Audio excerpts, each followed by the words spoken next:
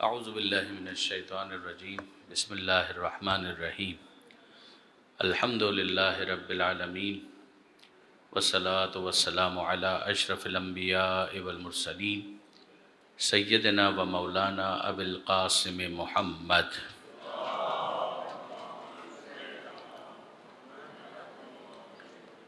واہل بیتہ الطیبین الطاہرین المعصومین المظلومین المنتجبین المنتخبین المیامین لا سیما علی الامام المنتظر والحجۃ الثانی عشر الذین اذهب اللہ عنہم الرجس وطہرہم تطہیرا۔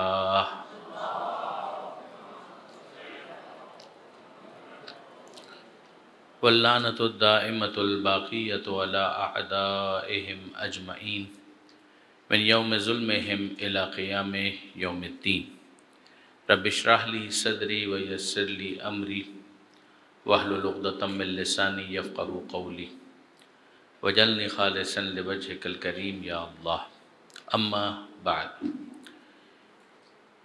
گزشتہ جو نشست تھی اس میں نہج البلاغہ کے تعارف، بلاغت کا کیا مطلب ہے، فصاحت سے کیا مراد ہے، سید رضی کا کچھ انٹروڈکشن، نہج البلاغہ پر ہونے والے جو اعتراضات یا شبہات تھے ان کے حوالے سے کچھ گفتگو ہوئی تھی، اور اس کے بعد پھر ہم نے کلمات قصار پر فارملی اپنی بات کو شروع کیا تھا، اور میں نے یہ گزارش کی تھی کہ اراؤنڈ 500 سے کم ہے البتہ، مگر تقریباً 500 وہ جملے ہیں کہ جن کو کلمات قصار کہا جاتا ہے، کہ جن کو عام طور پر اقوال زرعی سے تعبیر کیا جاتا ہے۔ اردو محاورے میں یہی اصطلاح رائج ہے۔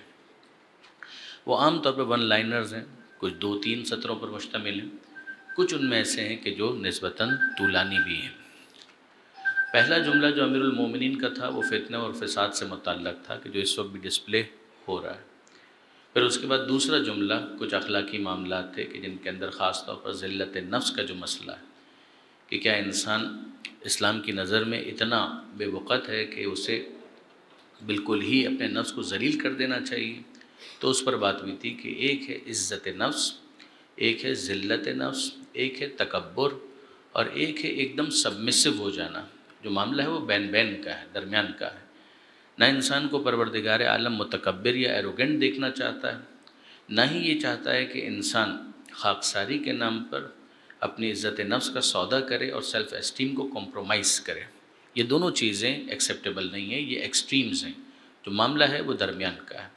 اور آگے بھی آپ دیکھیں گے جو اخلاقیات کی بحثیں خاص طور پہ جو امیر المومنین نے ارشاد فرمائی ہیں، اسے ہمیں اس تناظر میں خاص طور پر دیکھنا پڑے گا کہ جب امیر المومنین کسی ایک پوائنٹ کو ہائی لائٹ کر رہے ہیں تو اس کا مطلب کیا بنتا ہے۔ اب آئیے تھوڑا سا جو پوائنٹ نمبر 3 ہے اس کی طرف ہم چلیں، جو آج کا فریش پوائنٹ بنے گا، تھرڈ ون۔ اگر اس کو ڈسپلے پر لے آئیں جو لیپ ٹاپ کو مینیج کر رہے ہیں۔ اب اس کے اندر دیکھیے کہ امیر المومنین کیا ارشاد فرما رہے ہیں۔ پہلے اس کو ذرا سا ہم ریڈ کرتے ہیں اور اس کے بعد پھر اس کی ڈیٹیلز کی طرف جائیں گے۔ البخل عار، بخل ننگو آر ہے، والجبن منقصۃ، اور بزدلی نقص و عیب ہے، والفقر یخرس الفتن عن حجتہ، اور فقر ایک مرد زیرک کو اس کی دلیل سے محروم کرنے کا سبب ہے، اس کے دلائل کی قوت کو خاموش کر دینے کا باعث ہے۔ والمقل غریب فی بلدتہ، اور جو مفلس ہوتا ہے وہ اپنے وطن کے اندر بھی اجنبی ہوتا ہے۔ والعجز آفۃ، اور عاجز ہو جانا ایک آفت ہے، ایک مصیبت ہے۔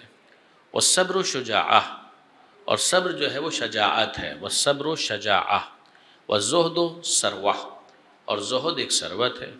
والورع جنہ، اور ورع تقوی سپر ہے۔ اب یہ کچھ جملے ہیں کہ جو امیر المومنین کے یہاں پر ہم کو نظر آ رہے ہیں، ایک گروپ آف سینٹنسز جس کو آپ کہہ سکتے ہیں۔ اس میں پہلی چیز کیا ہے؟ البخل عار۔ ظاہر ہے کہ یہ 2 الفاظ سے ملا ہوا ایک جملہ ہے، اور 2 لفظوں سے کم تو کوئی جملہ ہوتا بھی نہیں۔ البخل عار، بخل کا تعلق انسان کے اخلاقیات کے ساتھ۔ اخلاقیات کا کیا معاملہ ہوتا ہے؟ یعنی اگر آپ دین کی بھی بات کریں تو دین کے 3 بنیادی شعبے ہیں کہ جن سے دین ڈیل کرتا ہے۔ ایک ہے عقائد، کہ جس کا تعلق اصول دین کے ساتھ، ایمانیات کے ساتھ۔ دوسرے ہیں احکام کہ جس کو آپ ڈوز اینڈ ڈونٹ سے تعبیر کرتے ہیں کہ یہ کرنا ہے اور یہ نہیں کرنا. اور کچھ چیزیں وہ ہیں کہ جو انسان کے اخلاق سے مربوط ہیں. یہ 3 بنیادی ڈپارٹمنٹس ہیں کہ جس میں آپ دین کی تعلیمات کو ڈیوائڈ کر سکتے ہیں. عقائد یہ ایک حصہ ہے، اصول دین اس میں آ جاتا ہے، توحید ہے، خدا ایک ہے، اس کے رسول ہیں، اس کے امام ہیں، قرآن ہے، یہ خدا کی کتاب ہے، قیامت کا دن ہے، جنت ہے، جہنم. یہ سارے معاملات عقائد اور اصول دین سے متعلق ہیں جن کے لیے انسان کو اپنی عقل کو استعمال کرنا ہے. بنیادی عقائد کو سمجھنے کے لیے اسے اپنی عقل کو استعمال کرنا ہے اور پھر اس کی تفصیلات کو جاننے کے لیے معصومین کے فرامین کی طرف، قرآن مجید کی آیات کی طرف اسے متوجہ ہونا ہے. جہاں تک احکام کا تعلق ہے وہ ڈوز اینڈ ڈونٹ سے متعلق ہے. دن میں 5 نمازیں پڑھنی ہے، ماہ رمضان کے روزے رکھنے ہیں، حج کرنے کے لیے مکہ جانا ہے، خانہ کعبہ جانا ہے، اتنی زکوٰۃ نکال دینی ہے، اتنا خمس نکال دینا ہے، یہ صدقہ ہوتا ہے، یہ جہاد ہوتا ہے، یہ امر بالمعروف ہوتا ہے، یہ نہی عن المنکر ہوتا ہے. یہ ساری چیزیں احکام سے مربوط ہیں.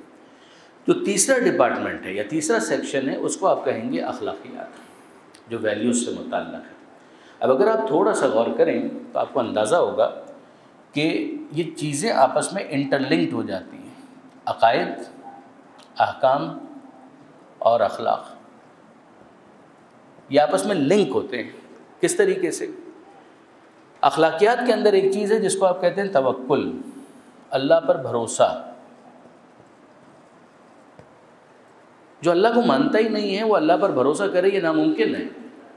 اگر ہم یہ کہیں کہ یہ شخص اللہ پر بھروسہ کرنے والا ہے، یعنی اس کے اعمال کے اندر ریفلیکٹ ہوتا ہے کہ اس کے دل کے اندر توکل موجود ہے. ہم یہ کہتے ہیں کہ یہ شخص اللہ کو اگر مانے گا تب تو اللہ پر توکل کر سکتا ہے، لیکن جو اللہ کو مانتا ہی نہیں ہے، اگر کوئی ایتھیسٹ ہے تو یہ دونوں آپس میں مربوط کیسے ہوں گے؟ ظاہر ہے کہ یہ آپس میں مربوط نہیں ہو سکتے. اسی طریقے سے یہ احکام ہیں. آپ نماز پڑھ رہے ہیں قربتاً الی اللہ، قربتاً الی اللہ کرنا ہو تو وہ نماز تو نہ ہوئی. تو اس کا مطلب یہ ہے کہ یہ دونوں آپس میں مربوط ہوئے کہ جب آپ نے خدا کو مانا تو خدا کی نماز پڑھنا شروع کی. امام کا ایک انسان کو وفادار ہونا چاہیے. بہت اچھی بات ہے، امام کا انسان کو وفادار ہونا چاہیے. اس کا مطلب یہ ہے کہ وہ امام کو امام مانتا ہے، تب تو یہ اخلاقی صفت اس کے اندر آئے گی جس کو آپ لائلٹی کہتے ہیں یا وفاداری کہتے ہیں. لیکن اگر وہ امام ہی نہیں مانتا تو وہ وفاداری کسی اور بنیاد پر تو ہو سکتی ہے، دوستی کی بنیاد پر، رشتہ داری کی بنیاد پر، لیکن یہ کہ بہرحال امام ماننے کی بنیاد پر نہیں ہو سکتی. تو آپ نوٹ کریں گے کہ توحید کے ساتھ مثلاً یہ توکل جڑا ہوا ہے. اسی طریقے سے نماز کے ساتھ یہ توحید یہ جڑی ہوئی. اسی طریقے سے وفاداری اخلاقی ایک صفت ہے، مگر یہ وفاداری جڑی ہوئی ہے. اگر یہ امام کے ساتھ بات ہو رہی ہے وفاداری کی تو پھر اس امامت کو آپ کو عقائد کے اندر ماننا ہوگا. تو یہ چیزیں آپس میں انٹرلنکڈ ہو جاتی ہیں. اب اسی کو اگر آپ دیکھیں کہ مثال کے طور پر ایک شخص ہے جس کو آپ کہتے ہیں یہ سخی ہے، اور ایک وہ شخص ہے کہ جس کو آپ کہتے ہیں یہ بخیل ہے. اس کا تعلق کہاں سے ہے؟ اس کو اگر آپ عقائد کے اندر ڈسکس کریں جواب جی نہیں. اس کو آپ احکام کے اندر ڈسکس کریں جواب جی نہیں. اس کو آپ کو ڈسکس کرنا پڑے گا اخلاقیات کے اندر کہ جس چیز کو بخل یا سخاوت کہا جاتا ہے یہ اس تیسرے سیکشن کے اندر جاتا ہے کہ جس کو آپ اخلاقیات سے تعبیر کرتے ہیں، ویلیوز کی بات کرتے ہیں. ایک شخص ہے وہ جینرس ہے، ضروری نہیں ہے کہ وہ مسلمان ہو تبھی وہ جینرس ہو. این ممکن ہے کہ وہ کافر ہو کر بھی جینرس ہو. حاتم طائی کا نام ہم سنتے ہی رہتے ہیں. این ممکن ہے کہ ایک شخص مسلمان نہ ہو مگر وہ جینرس ہو، سخی ہو. این ممکن ہے کہ ایک شخص مسلمان ہو اور بخیل ہو. این ممکن ہے، اس بات کا امکان پایا جاتا ہے. یہ اخلاقی صفت کہیں پر بھی ہوگی، پسندیدہ ہوگی. ہاں جب ہم اسلام کے کانٹیکس میں بات کریں گے تو ظاہر ہے کہ اس کے پیرامیٹرز پر ہم اسلام سے لیں گے کہ کہاں پر وہ لائن ڈرا ہوتی ہے کہ جس کے بعد ایک انسان سخی نہیں رہتا اور بخیل بن جاتا ہے، کہاں پر وہ لائن ڈرا ہوتی ہے کہ جس کے بعد ایک انسان ٹرانسگریس کر جاتا ہے اور سخاوت سے آگے وہ فضول خرچ بن جاتا ہے. یہ بہرحال دیکھنا پڑے گا. اچھا اب ظاہر ہے کہ اگر ایک انسان اسلام سے ان ساری چیزوں کو لیتا ہے تو پھر یہ اخلاقی صفت اس میں آ جائے، اس کے لیے اسلام کچھ چیزیں سجیسٹ کرتا ہے. لگا دیجیے، کچھ چیزوں کو سجیسٹ کرتا ہے. ان کا تعلق کہاں سے آئے گا؟ مثال کے طور پر یہ احکام. ان احکام کے اندر اگر آپ دیکھیں تو ہم کو ملتا ہے زکوٰۃ دو، خمس دو، صدقہ دو، فطرہ نکالو، کفارے دو. یہ ساری چیزیں کیا ہیں؟ یہ سارے ایکشنز ہیں. مگر کیا اس کو اخلاق کہا جائے گا؟ نہیں، یہ اخلاق نہیں ہے. یہ اس اخلاق کے حصول کے لیے کوشش ہے، ایک ایفرٹ ہے کہ اگر ایک انسان پابندی کے ساتھ زکوٰۃ نکالتا ہے، پابندی کے ساتھ خمس نکالتا ہے، پابندی کے ساتھ صدقہ دیتا ہے، پابندی کے ساتھ فطرہ، خدا نہ کرے کفارہ واجب ہو جائے تو کفارے نکالنے میں یہ تیزی دکھاتا ہے، تو آہستہ آہستہ اس کے اندر وہ صفت ڈیولپ ہو جائے گی کہ جس کو آپ سخاوت سے تعبیر کرتے ہیں. اخلاقیات وہ چیز ہے کہ جس میں انسان کے نفس کی تنگی بہت میٹر کرتی ہے کہ اس کام کو کرتے ہوئے وہ اپنے دل کے اندر انریسٹ فیل کرتا ہے یا سیٹسفیکشن فیل کرتا ہے. اگر وہ انریسٹ فیل کر رہا ہے، یعنی اس کام کو کرتے ہوئے وہ کر تو رہا ہے مگر اسے اپنے آپ کو مجبور کرنا پڑ رہا ہے، ایک زور لگانا پڑ رہا ہے، فورس ڈالنا پڑ رہا ہے، تو یہ فورس ڈالنا اچھا ہے، لیکن ابھی یہ چیز اس کے اخلاق میں شامل نہیں ہے. ابھی اس کو آپ سخی نہیں کہہ سکتے. اگرچہ وہ صدقہ دے رہا ہے، اگرچہ وہ زکوٰۃ نکال رہا ہے، اگرچہ وہ خمس دے رہا ہے، لیکن اس کے باوجود یہ سخی نہیں ہے. سخی کب ہوگا؟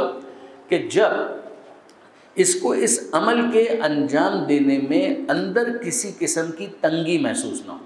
اس کا معیار کیا ہے؟ آپ اور میں خود. یعنی آپ اپنے آپ کو جتنا جانتے ہیں اتنا کوئی دوسرا نہیں جانتا. میں اپنے آپ کو جتنا جانتا ہوں کوئی دوسرا نہیں جانتا. بل الانسان علی نفسہ بصیرہ ولو القی معاذیرہ. انسان، یہ قرآن کی آیت ہے کہ انسان اپنے نفس سے خوب واقف ہے، اس کو پتہ ہے کہ اس کے اندر کیا چل رہا ہے. چاہے وہ کتنے ہی ایکسکیوزز پیش کرے مگر ہی نوز دی بیسٹ. خدا کے بعد، خدا کے معصوم نمائندوں کے بعد ایک انسان جتنا اپنے آپ کو جانتا ہے کوئی دوسرا نہیں جانتا. اس لیے کہ دوسرے کے لیے تو کچھ اعمال سامنے آتے ہیں، کچھ ایکسپریشن سامنے آتے ہیں کہ جس سے وہ کچھ اسیس کرنے کی کوشش کرتا ہے.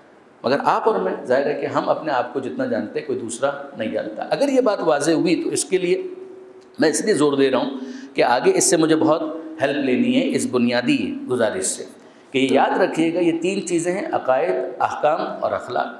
یہ چیزیں آپس میں انٹرلنکڈ ہوتی ہیں، لیکن یہ ہے کہ بہرحال کچھ ایسی چیزیں ضرور ہیں کہ جن کو آپ اخلاقیات کے اندر اس طرح سے ڈسکس کرتے ہیں کہ وہ کسی غیر مسلم کے اندر بھی آپ کو دکھائی دے سکتی ہیں. ایسا نہیں ہے کہ نہیں ہوں گی. ان کے اندر پیرامیٹرز وہ نہیں لیں گے کہ جو آپ کے دین نے آپ کو فراہم کیے ہیں، پھر وہ اس کے لیے اپنے پیرامیٹرز خود سیٹ کرتے ہیں. ٹھیک ہے جی.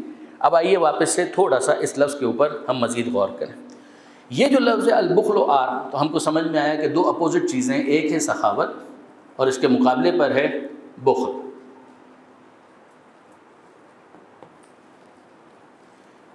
ہم جانتے ہیں کہ کسی کو آپ سخی کہتے ہیں، کسی کو بخیل کہتے ہیں، کسی کو آپ کہتے ہیں کہ جنرس ہے، کسی کو کہتے ہیں کہ مائزر ہے. ایسا ہوتا ہے. ظاہر ہے کہ اس کے دل کی جو کیفیت ہے وہ تو وہ جانے یا خدا جانے، مگر ہم اس کے کچھ ایکشنز ہیں کہ جس کی وجہ سے اس چیز کو جج کر رہے ہوتے ہیں. کوئی شخص ہے جو بہت کنٹریبیوٹ کرتا ہے، اس کا نتیجہ یہ ہوتا ہے کہ ہم کہتے ہیں یہ سخی ہے. کوئی شخص ہے کہ جو کنٹریبیوٹ نہیں کرتا، اس کو ہم کہتے ہیں یہ بخیل ہے. مگر اس کو آپ کیا کریں گے کہ ہمارے پاس دو چیزیں اور بھی ہیں، ایک ہے اسراف، ایک ہے میانہ روی.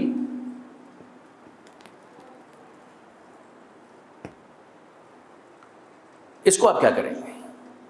ہم دیکھتے ہیں کہ جہاں دین سخاوت کو بہت زیادہ اپریشیٹ کرتا ہے اور بخل کو بہت زیادہ کنڈیم کرتا ہے، وہیں پر یہی دین ہے کہ جو اسراف کو کنڈیم کر رہا ہے اور اتنا ہی کنڈیم کر رہا ہے، اور میانہ روی کو اپریشیٹ کر رہا ہے. بچت کو، میانہ روی تو ایک جنرل ٹرم ہو گئی، مگر اس کیس کے اندر جس کو آپ کہیں گے کہ ایک انسان ہے اس کو بچت کرنی چاہیے، save something for the rainy day. تو کیا یہ غلط ہے؟ یا انسان کے پاس جو آیا بس وہ خرچ کرتا چلا جائے، شاہ خرچ ہو، کیا یہ پسندیدہ ہے؟ تو ایک مرتبہ پھر ہم کو اسی فارمولے کی طرف جانا ہوگا کہ یاد رکھیے گا کچھ چیزیں ہیں کہ جس کو درمیان کے اندر رکھا جاتا ہے. یہ سخاوت ایک ایسی صفت ہے کہ جس سے اگر ایک انسان ٹرانسگریس کر کے ایک افراط کی طرف چلا جائے تو وہاں پر اسراف اور تبذیر ہے. اسراف اور تبذیر یہ دونوں ایک ہی چیزیں نہیں ہیں، ابھی میں عرض کرتا ہوں. اور اس کے مقابلے پر اگر آپ آ جائیں نیچے کی طرف تو پھر ہے بخل.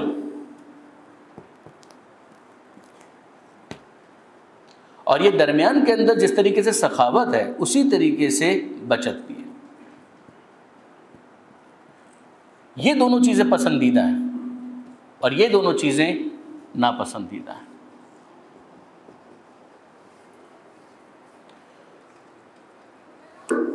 مال کے بغیر تو یہ نہیں ہونے والا. اگر ایک انسان کے پاس مال ہی نہیں ہے تب تو کون سی سخاوت اور کون سا بخل؟ جب ہے ہی نہیں کچھ اس کے پاس تو کوئی بحث ہی نہیں ہو سکتی.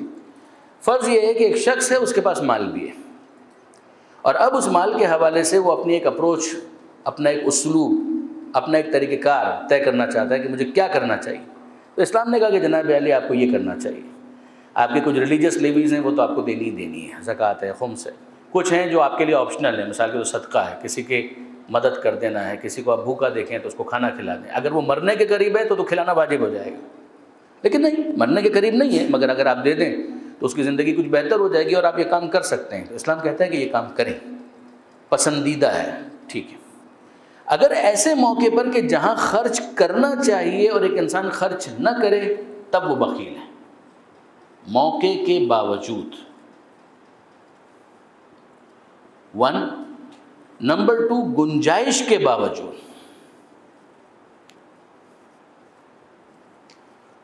موقع بھی ہے، گنجائش بھی ہے، اور پھر بھی وہ خرچ نہیں کر رہا. ایک وہ شخص ہے کہ وہ دیکھ رہا ہے کہ بیچارہ یہ اس وقت ضرورت مند ہے، مگر وہ کہ میں اس کی کیا مدد کروں، میری تو اپنی کوئی گنجائش نہیں. اگر ایسا کیس ہے تو ظاہر ہے کہ اس سے تو ہم توقع نہیں کرتے. ہم توقع اس شخص سے کر رہے ہیں کہ جس کے پاس مالی اعتبار سے اتنی گنجائش موجود ہے کہ وہ کچھ کر سکتا ہے، پھر بھی نہیں کر رہا. اگر ایسا کیس ہے تو اس کو کہا جائے گا بخیل. اگر یہ کہا جائے کہ اس کی انڈرسٹینڈنگ کا ایشو ہے، وہ کنونس نہیں ہے کہ یہ کیس ایسا ہے کہ جس کے اوپر خرچ کرنا چاہیے. مثلا اس کی انڈرسٹینڈنگ یہ ہے کہ اگر میں اس کو اس وقت دے دوں گا تو یہ کاہل بن جائے گا اور یہ اپنی ذمہ داریوں سے فرار اختیار کرے گا. ہی از اے ینگ مین، اس کو کام کرنا چاہیے، محنت کرنی چاہیے. یہ محنت نہیں، یہ ایک الگ چیز ہے. ہر چیز کو اس کے مقام پر رکھیں. ایک ہی اس کی انڈرسٹینڈنگ کا ایشو ہے. آپ یہ سمجھ رہے ہیں کہ یہ اس وقت اتنا مستحق ہے کہ اس کو کسی نہ کسی طریقے سے نواز دیا جائے. وہ کہہ رہا ہے کہ نہیں جناب، میری انڈرسٹینڈنگ یہ ہے کہ مجھے خرچ تو کرنا ہے مگر اس جگہ پر نہیں، اس لیے کہ یہ ینگ مین ضائع ہو جائے گا اس کے اوپر اگر ہم خرچ کر رہے ہیں. تو کہا ٹھیک ہے، اس کی بنیادی جو ضرورت ہے وہ تو پوری ہو جائے، ایسا نہ ہو کہ بھوک سے مر جائے. لیکن یہ کہ کیا بہتر نہیں ہے کہ مثال کے طور پر اگر یہ پڑھنا چاہتا ہے تو ہم پڑھنے میں اس کی مدد کریں، اگر یہ کوئی ہنر سیکھنا چاہتا ہے تو ہم ہنر سکھانے میں اس کی مدد کریں. یہ اپروچ کا فرق ہے. اس کو آپ اس کے اندر نہیں ڈالیں گے کہ یہ بخیل ہو گیا. نہ، بخیل اس شخص کو کہا جائے گا کہ جہاں پر وہ کنونس بھی ہے کہ یہ کام ہونا چاہیے، نمبر 1. نمبر 2 گنجائش بھی ہے اس کے پاس کہ یہ کام ہونا چاہیے. کام کرنے کے لیے اس کے پاس مال بھی موجود ہے، اتنا اسپیس بھی اس کے پاس ہے، مگر پھر بھی وہ یہ کام نہیں کرتا. اس کو کہا جائے گا کہ یہ بخیل ہے، اس لیے کہ وہ اپنے نفس کے اندر ایک تنگی محسوس کرتا ہے. اب اگر وہ یہ کام کر رہا ہے تو سیدھی سی بات ہے اس کے پاس کچھ بچت ہے تب یہ کام کرے گا. اگر اس کے پاس کچھ بچتا ہی نہیں ہے تو کہاں سے یہ کام کرے گا؟ اس لیے یہ یاد رکھیے گا کہ سخاوت کا پری ریکویزٹ ہے کہ انسان کے پاس کچھ نہ کچھ محفوظ ہو، کچھ نہ کچھ وہ بچائے. Save something for the rainy day, very good, آپ اپنے لیے بھی بچا رہے ہیں. اور ساتھ ہی ساتھ اگر کوئی ایسا موقع آ جاتا ہے کہ جہاں کسی دوسرے کی ضرورت ہے اور آپ اس کے ذریعے سے کنٹریبیوٹ کر سکتے ہیں تو یقیناً وہ چیز بھی بچت کے بعد ہی ممکن ہوگی، بچت کے بغیر ممکن نہیں ہوگی. تو اگر ایک انسان سخی ہے تو اس کا مطلب یہ ہے کہ موقع کے اوپر وہ خرچ کرنا جانتا ہے، اپنے دل کے اندر کسی قسم کا انریسٹ فیل نہیں کرتا، اور گنجائش بھی اس کے پاس اتنی موجود ہے. اب اگر ایک شخص ہے وہ خرچ کرتا ہے تو خرچ کرنے کے لیے صرف دوسرے نہیں ہیں، اپنے فیملی ممبرز بھی ہیں. پروردگار عالم ایک انسان کو ایسا نہیں دیکھنا چاہتا کہ خدا نے اگر اسے گنجائش دی ہے تو وہ اپنے فیملی ممبرز کے اوپر خرچ نہ کرے. اسلام نے اس کو پسند نہیں کیا. اما بنعمت ربک فحدث، اگر تمہارے رب نے تمہیں کوئی نعمت دی ہے تو اس کا اظہار بھی کرو، سپیریورٹی کے لیے نہیں ہے مگر اپنی زندگی کو کچھ بہتر کرنے کے لیے. تو اس میں کوئی حرج نہیں. بھئی اگر آپ زیارت پہ جا رہے ہیں بہت اچھی بات ہے، نیت تو بہت اچھی ہے. کہا ٹھیک ہے صاحب ہم بس میں جائیں گے، آپ بس میں جائیے، کوئی حرج نہیں ہے. افورڈ کر سکتے ہیں پھر بھی بس میں جائیں گے. آپ ایسے ہی اگر جانا چاہتے ہیں تو آپ کی مرضی.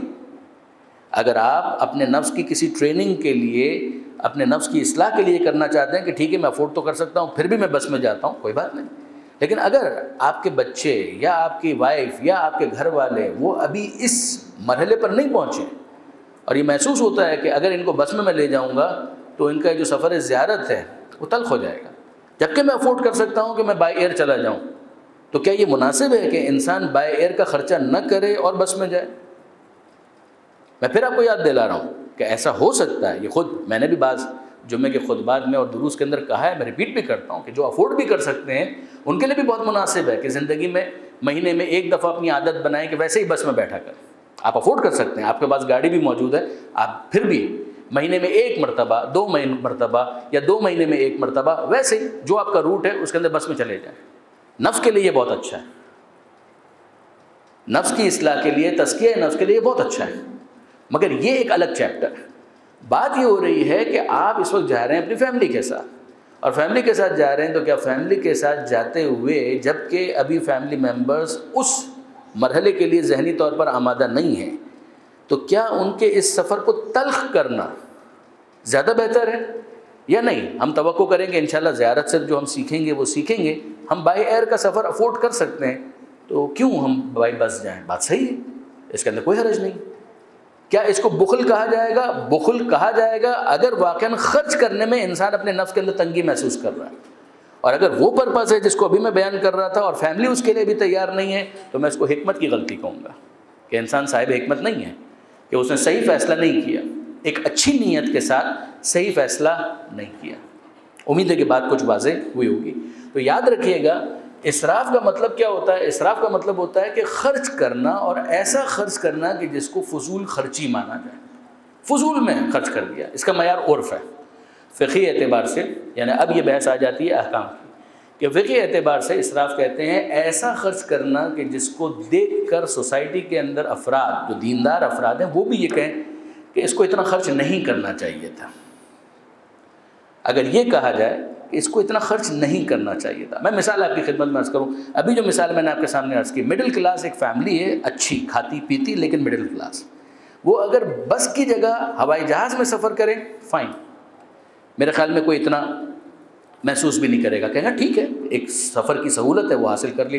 بزنس کلاس میں سفر کرے، فرسٹ کلاس میں سفر کرے، جبکہ اس کا ٹکٹ 3 ٹائمز ہے، 4 ٹائمز ہے فار ایگزامپل. اب اگر کہا جائے کہ جناب کیا اتنا، ایسا کیا مسئلہ تھا کہ 2 گھنٹے کا سفر تھا، نہ صحت کا کوئی ایشو تھا، تو پھر یہ خرچہ کس لیے؟ ہو سکتا ہے کہ یہ پھر اسراف کے اندر چلا جائے. اسراف کہتے ہیں ایسے خرچے کو جو جسٹیفائڈ ہوتا ہے مگر لمٹس کراس کرتے ہیں. اور لمٹس کے بارے میں جو عرف کے اندر دیندار افراد ہیں وہ بھی بول اٹھیں کہ صاحب یہ کچھ خرچ عجیب سا ہوا ہے، ایسا خرچ نہیں ہونا چاہیے تھا. یہ معاملہ شادی کا بھی ہے، دوسری چیزوں کے اندر بھی. اور پھر اس کے بعد آتا ہے تبذیر. تبذیر خرچ کرنے کو نہیں کہتے، ضائع کرنے کو کہتے ہیں. مثال کے طور پر ایک صاحب یہاں پر آئیں اور 100 کا نوٹ یا 1000 کا نوٹ نکالیں اور جلا دیں، اس کو کہیں گے تبذیر. آپ نے موبائل فون ایسا لے لیا کہ جو 25 لاکھ کا تھا، تو مڈل کلاس فیملی کے لیے وہ اسراف شمار ہوگا ڈیفینیٹلی. لیکن اس نے موبائل فون لیا اور دیوار پر مار دیا اور توڑ دیا، اس کو تبذیر کہیں گے کہ اس نے ضائع کر دیا اس کو. امید ہے کہ بات آپ کے لیے واضح ہوگی. امیر المومنین فرماتے ہیں کہ البخل عار، بخل کے اندر ننگ ہے، شرمندگی ہے، یعنی اس کا سوسائٹی کے اندر جو چہرہ ہے وہ خراب ہوگا. معاشرے کے اندر اگر ایک شخص ہے وہ بخیل کے طور پر مشہور ہو جائے اور جسٹیفائڈ ہو، یعنی ایک تو ہوتا ہے پروپیگنڈا، نہیں، ایک ہے کہ پروپیگنڈا نہیں ہے، واقعاً وہ بخیل ہے، جہاں موقع ہوتا ہے وہاں پر بھی خرچ نہیں کرتا. تو مولا فرماتے ہیں کہ یہ آر ہے. آر کا مطلب ہوتا ہے اوریانی، یعنی جس کے نتیجے میں ایک انسان کی جو کورنگ ہے وہ ایکسپوز ہو جائے، جو ایک پردہ پڑا ہوا تھا وہ ختم ہو جائے. یہ ہے پہلا جملہ ان جملوں کے اندر. اب اس کے بعد دوسرے کی طرف ہم چلتے ہیں. والجبن منقصا، جبن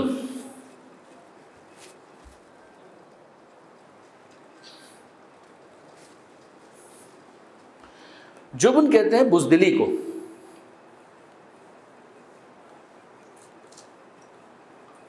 بزدلی آپ جانتے ہیں، بز کا مطلب ہے بکری، دل تو دل ہوتا ہے، بزدل یعنی جس کا دل بکری جیسا ہو.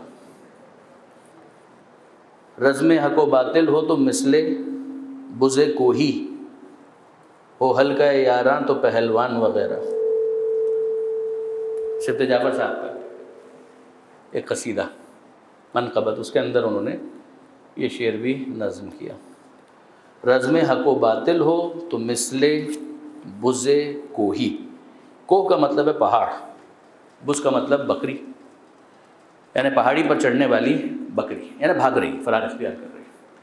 وہ ہلکا ہے یاراں تو پہلوان وغیرہ، اور جب یاروں کی صحبت ہو تو اس کے بعد کہ ہم تو ایسا کر سکتے ہیں اور ہم تو ویسا کر سکتے ہیں، جو بوسٹنگ ہوتی ہے.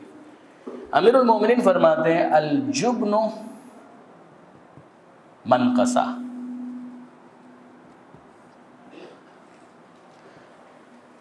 منقصہ کا مطلب ہے نقص، کمی. ظاہر ہے کہ یہ ایک اخلاقی مسئلہ ہے ایک مرتبہ پھر. اب اس کا نتیجہ بہت کچھ نکل سکتا ہے. مثلا ایک انسان فرار اختیار کرے. فرار عمل ہے، نوٹ کیجئے واپس سے کہ جب احکام کی ہم بات کر رہے تھے ڈوز اینڈ ڈونٹس، تو کیا کہہ رہا ہے اسلام؟ اسلام کہہ رہا ہے کہ جب میدان کے اندر جاؤ تو ڈٹ کر مقابلہ کرو، بنیان مرصوص بن جاؤ، سیسا پلائی ہوئی دیوار کی طرح سے مقابلہ کرو، ڈٹ کر مقابلہ کرو. یہ ایک ایکشن ہے جو ریکوائرڈ، مگر اس کے پیچھے جو اخلاقی فورس ہے وہ ہے شجاعت. کہ اگر شجاعت انسان کے اندر ہوگی، بریوری ہوگی، بہادری ہوگی، تب وہ یہ کام کر سکتا ہے، ورنہ وہ یہ کام نہیں کر سکتا. اور اگر شجاعت نہیں ہے تو پھر کیا ہے اس کے اندر؟ الجبن، اس کے اندر بزدلی ہے. اب آئیے ذرا سا اس کو بھی اسی معیار کے اوپر تھوڑا سا اسیس کرتے ہیں کہ ایک ہے شجاعت، ایک ہے بزدلی، ایک ہے تہور. یہ تو مشکل ہو جائے گا، حالانکہ اہل زبان تقریباً میرے سامنے موجود ہیں، مگر پھر بھی مجھے لگتا ہے کہ یہ شاید تھوڑا سا مشکل ہو جائے. تہور کا مطلب ہے بے باک ہونا، درندگی.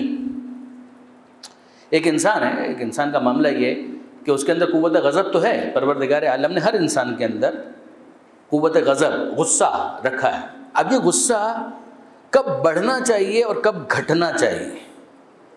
اگر یہ غصہ صحیح موقع پر بھی نہیں آتا تب یہ بزدل ہے، اور بات بے بات آ جاتا ہے تو پھر تہور ہے، درندگی ہے. پھر تو یہ درندوں والی صفت ہے اس کے اندر. یعنی صرف کاٹ دو، مار دو، آنکھ نکال دو، گردن پر چھری چلا دو، یہ اگر شجاعت ہے تو اسرائیل بھی بہت بہادر ہے. اگر یہی اگر معیار ہے تو ٹھیک ہے. پھر اگر کوئی بھی ایسی درندگی کا مظاہرہ کرے تو یہ مانا جائے گا کہ صاحب وہ تو پھر بہت ہی بہادر ہے. نہیں، اس کو بہادری نہیں کہتے. بہادری کا مطلب یہ ہے کہ اگر ایک انسان قوت غضب رکھتا ہے اور اس قوت غضب کو، جو غصہ اس کے اندر پوٹینشل موجود ہے، اس پوٹینشل کو وہ صحیح موقع پر ایکسرسائز کرے.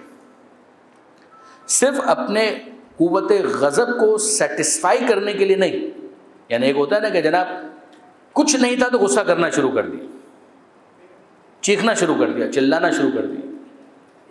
کوئی تو ہو کہ جس کے اوپر اپنا غصہ نکالیں. نہیں، یہ تو اس کا مطلب یہ ہے کہ غصہ بے لگام ہے. پھر اخلاقی اعتبار سے تو یہ بہت مذموم ہے. یہ تہور چلا جائے گا، درندگی ہے، جسارت ہے، جسور ہونا ایک انسان کا.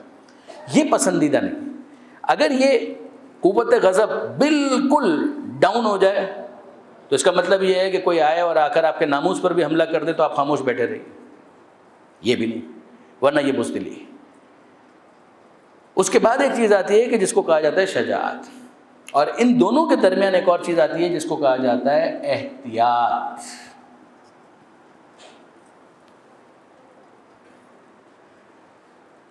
تقیہ کہاں پر آئے گا؟ اپنی جان بچا لو. کیوں بچا لو؟ کیوں جان بچا لو؟ اپنی جان کیوں بچا لو؟ جان تو بس قربان کر دو. کہ نہیں، تمہاری جان قیمتی ہے کل، لیکن یہ تو موقع ہے کہ جہاں پر ہم اپنے غصے کا اظہار کریں. کہا کہ نہیں، موقع بموقع تجزیہ کرو. انسان کو صاحب حکمت ہونا چاہیے. یہ نہیں ہے کہ مثال کے طور پر کسی بہت ہی چھوٹے سے مقصد کے لیے چاہے تم اس کے اندر صحیح بھی ہو، لیکن یہ کہ اس موقع پر اپنے اس قوت غضب کا اظہار کرنے کے بعد اپنی جان کو ضائع کر دینا کا یہ پسندیدہ نہیں ہے.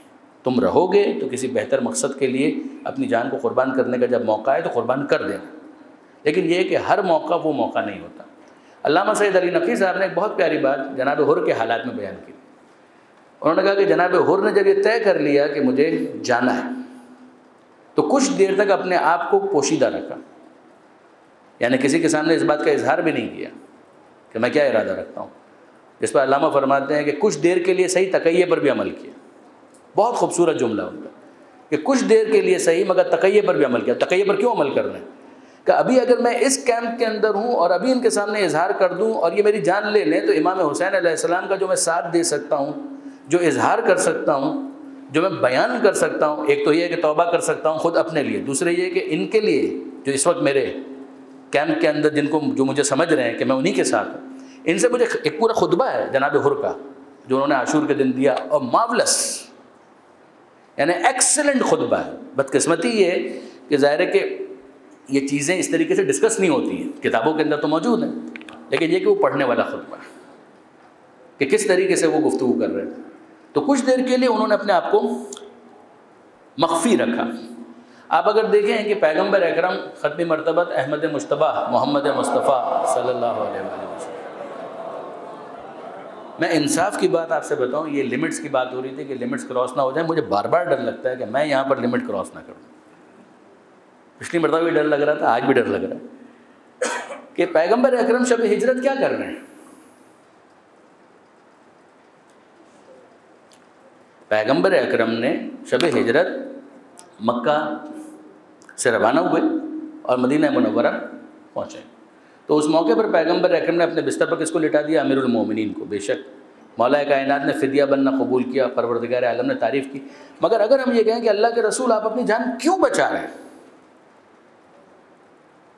آپ بس اپنی جان قربان کر دیجیے، تو اس کا مطلب یہ ہے کہ ایک انسان اس وقت بہت پری میچور بات کر رہا ہے، یعنی وہ اس بات کو سمجھ نہیں رہا ہے کہ شجاعت کا یہ مطلب نہیں ہے کہ بات بے بات بس اپنی جان کو بس رسک پر ڈال کر ختم کر دو، نہ، یہ نہیں کہا جا رہا۔ A person should be wise enough to understand کہ وہ اپنی قیمتی جان کب قربان کرے، کہاں قربان کرے، کتنی قربان کرے۔ یہ کتنی قربان کرے جو میں کہہ رہا ہوں، یہ بہت سوچ سمجھ کے کہہ رہا ہوں۔ پوری زندگی قربان کر دے یا اس کا ایک حصہ قربان کرے، کتنا قربان کرے، یہ خود اپنی جگہ پر بہت امپورٹنٹ ہے۔ وقت لگانا یہ بھی ایک قربانی ہے۔ تو بہرحال اس بات کو ذہن میں رکھیے گا کہ احتیاط یا تقیہ یہ بھی اپنی جگہ پر ایک حقیقت ہے۔ مسئلہ صرف یہ ہوتا ہے کہ جب لائنز کراس ہوتی ہے نا، تو یہاں سے ایک انسان چلا جاتا ہے بزدلی میں، وہ اپنے آپ کو بزدل کہلانا کبھی پسند نہیں کرتا، پھر وہ کہتا ہے کہ نہیں میں یہ کر رہا تھا۔ اسی طریقے سے ایک انسان ہے وہ اپنی قوت غضب کو ایکسیسو یوز کر رہا ہوتا ہے، وہ کبھی نہیں کہتا کہ میں درندگی کا مظاہرہ کر رہا ہوں، وہ کہتا ہے کہ میں بہادر ہوں، میں شجاع ہوں۔ یہ پرابلم ہے۔ اس کے اندر جو چیز امپورٹنٹ ہے نا کہ ایک انسان اپنے آپ کو اس طریقے سے ڈھالے کہ ان لائنز کو وہ صحیح طریقے سے ریڈ کرنا شروع کرے کہ وہ لائنز کہاں پر ڈران ہیں۔ اس کے لیے زندگی کا تجربہ بہت کاؤنٹ کرتا ہے۔ خود آپ نہج البلاغہ کو پڑھتے چلے جائیں، قرآن مجید کو پڑھتے چلے جائیں، تفکر کے ساتھ، تدبر کے ساتھ، بلیو می کہ انسان کو سمجھ میں آنے لگتا ہے کہ وہ لائنز کہاں پر ڈرا کی گئی ہیں۔ اس کے لیے بہرحال ٹائم لگتا ہے۔ تو یہ یاد رکھیے گا، امیر المومنین فرماتے ہیں الجبن منقصۃ، یعنی وہ وقت کہ جہاں پر تمہیں شجاعت کا مظاہرہ کرنا چاہیے اور تم نہ کرو، تو یہ منقصہ، یہ کمی ہے، کوتاہی ہے، پھر بہت کچھ نہیں کر پاؤ گے۔ کلمہ حق کہنا ہے، نہیں کہہ پاؤ گے، جیسے کہ دل میں یہی خیال آئے گا کہ اگر میں کہوں گا تو مجھے پکڑ لیا جائے گا، مجھے گرفتار کر لیا جائے گا۔ کہیں پر ایک انسان کوئی رسک لینا چاہتا ہے، وہ رسک بھی نہیں لے پائے گا، کاروبار میں بھی نہیں لے پائے گا۔ جیسے کہ اگر اس کے اندر بزدلی سرایت کر گئی ہے تو رسک کے بغیر کاروبار نہیں ہوتا۔ یعنی آپ مجھے بتائیے نا، کیوں ایک انسان ہے کہ جو نوکری کو ترجیح دیتا ہے؟ ایک تو وہ ہے کہ جس کے پاس چوائس نہیں ہے، فائن، مگر جس کے پاس چوائس بھی ہے پھر بھی وہ نوکری کو ترجیح دیتا ہے، وہ بزنس نہیں کرتا۔ For what good reason? وہ رسک لینے سے ڈر رہا ہے۔ اصل ایشو یہ ہے کہ دل میں کہیں نہ کہیں وہ جبن، وہ بزدلی موجود ہے کہ چاہے وہ اس کا اظہار کرے چاہے وہ اس کا اظہار نہ کرے، ورنہ بہرحال ایک رزق ہے، اس رزق کے نتیجے میں توکل بھی خدا پر بڑھتا ہے۔ لیکن یہ کہ بہرحال یعنی اس جبن کو یا بزدلی کو صرف آپ میدان جنگ کے ساتھ نتھی نہ کر دیں کہ یہ میدان جنگ ہی کے ساتھ اس کا تعلق ہے، نہ، پوری زندگی کے اندر اس کا معاملہ ہے، پوری زندگی کے اندر۔ اب آگے دیکھیے گا، اب یہ خود ہمارے لیے یہ ایک بڑا ایشو ہو گیا ہے کہ اس کو کیسے کیا جائے، یہ نہیں ہو رہا، ہم پڑھ بھی نہیں پا رہے اس کے اندر کیا لکھا ہوا۔ والجبن منقصہ کے بعد کیا؟ کوئی بھی، اینی بڈی، کوئی ہیلپ کر دے جی۔ والفقر یخرس الفتن عن حجتہ، یہ بھی آپ دیکھیے، اس کا بھی تعلق مال کے ساتھ۔ اخرس کہتے ہیں گونگے کو،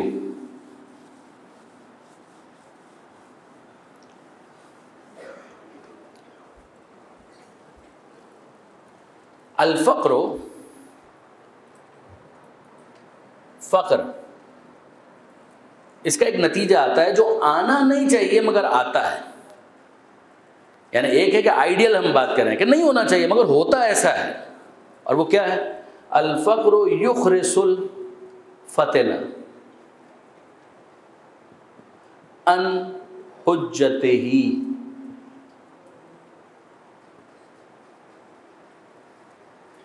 ان کو دیکھیں، فقر کا مطلب تو وہی ہے کہ جس کو اردو میں بھی ہم فقر کہتے ہیں، فقیری، مال نہیں ہے، پیسہ نہیں ہے. اس فقر کا ایک نتیجہ کیا نکلتا ہے کہ یخرسو، گونگا بنا دیتا ہے یہ فقر. کس کو؟ الفتن. فتن کا مطلب ہے ذہین.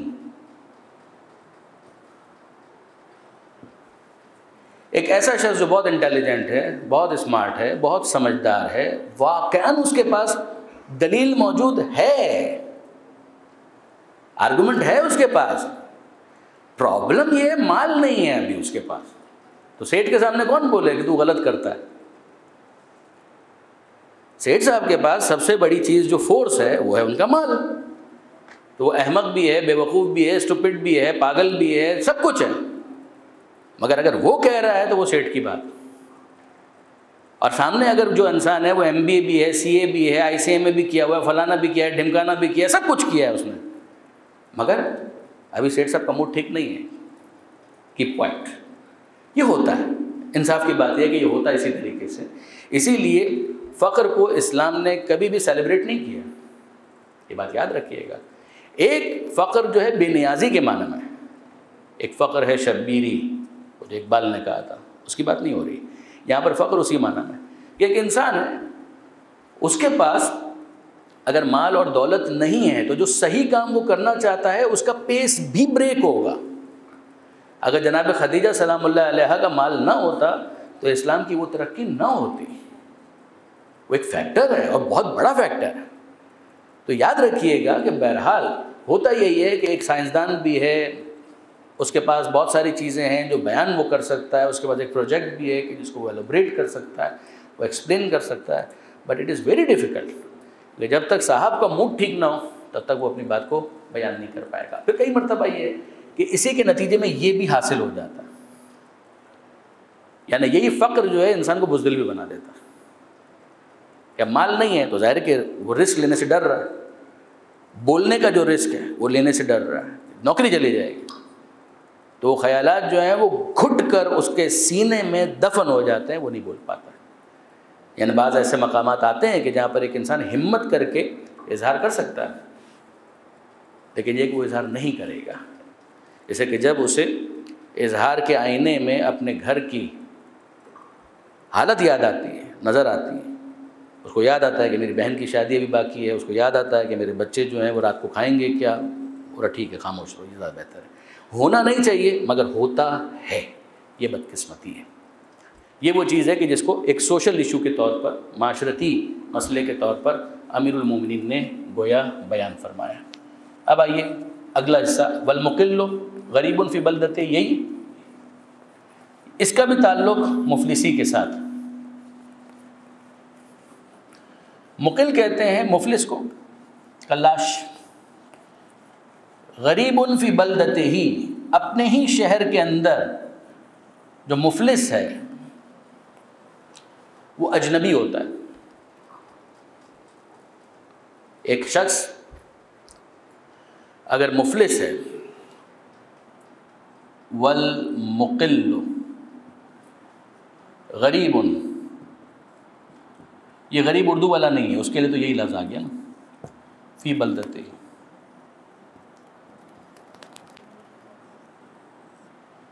کہ بھئی ایک شخص ہے وہ اگر غریب ہے تو اپنے شہر کے اندر کیسے اجنبی ہو جاتا ہے؟ میرے خیال میں بتانے کی ضرورت ہی نہیں ہے، سیلف ایکسپلینیٹری ہے. اگر مال ہے تو اگر ایک انسان وطن میں نہیں بھی ہے، سفر میں ہے، تو کون سا بہترین ہوٹل ہے وہاں پر جا کے چیک ان کر لیجیے، کون سا بہترین ریسٹورنٹ ہے وہاں پر جا کر کھانا کھا لیجیے، کون سی بہترین سواری ہے اس کو رینٹ کر لیجیے. کس سے آپ کو ملنا ہے فون کیجئے، اپنا تعارف کروائیے، چلے جائیے، بات کیجئے، کریڈٹ کارڈ دکھائیے، اپنے سارے کام کروا لیجیے. یعنی ایک شخص جو اجنبی، یہاں پر اجنبی اس معنی میں اجنبی نہیں ہے کہ اس کو کوئی جانتا ہی نہیں ہے، یعنی جو جاننے والے بھی ہیں ان کا بیہیویئر ایسا ہی ہوگا کہ جیسے وہ اس کو نہیں جانتے، اگر اخلاقی قدریں مستحکم نہیں ہیں۔ اگر اخلاقی قدریں مستحکم ہیں تو پھر تو معاشرہ اس کا مطلب یہ ہے کہ گرو کر چکا ہے اخلاقی اعتبار سے، ویلیوز کے اعتبار سے۔ لیکن یہ ہے کہ اگر آپ انیشلی دیکھیں تو سوسائٹیز کے اندر یہ پرابلم آتا ہے کہ تو کون، میں تو تجھے نہیں جانتا۔ یہ کب ہوتا ہے؟ کہ جب مال اس کے پاس نہیں ہے۔ والمقل غریب فی بلدتہ اجنبی، یہ مفلس ہو گیا، کلاش، غریب یعنی اجنبی، جس کا کوئی جان پہچان والے نہ ہو، فی بلدتہ ہی، اپنے ہی شہر میں۔ اور اس کا الٹا بھی ہے کہ اگر پیسے والا ہے تو وہ اگر کسی پردیس میں بھی چلا جائے تو وہاں پر بھی وہ غریب نہیں ہوتا ہے، بلکہ ایسا ہی لگتا ہے کہ جیسے فیل ایٹ ہوم، کہ جیسے آپ اپنے گھر کے اندر یا اپنے شہر کے اندر موجود ہیں۔ وہ اٹریکٹ کرتی ہے چیز، جو مال ہے، دولت ہے، وہ اٹریکٹ کرتی ہے۔ میں پھر آپ سے عرض کر رہا ہوں کہ دو الگ الگ چیزیں ہیں۔ ایک یہ ہے کہ جس کو آبزرویشن آپ کہیں گے کہ ایسا ہوتا ہے، اور ایک ہے کہ جو ہونا چاہیے۔ یعنی اگر اس صاحب مال کے پاس پروردگار عالم نے اس کو مال دیا ہے، دولت دی ہے، اور وہ اگر پردیس کے اندر گیا حلال پیسے سے اگر ہوٹل کے اندر چلا گیا تو اسلام کو کوئی اعتراض نہیں ہے اس پر، مگر جو چیز آبجیکشنیبل تھی وہ یہ تھی کہ اگر مال نہیں ہے تو صرف مال نہ ہونے کی وجہ سے اسے اپنے شہر کے اندر اجنبی نہیں ہونا چاہیے۔ بدقسمتی یہ ہے کہ ایسا ہوتا ہے۔ جناب یہ جملہ مکمل ہوا، اس کے بعد کیا ہے؟ والعجز آفۃ،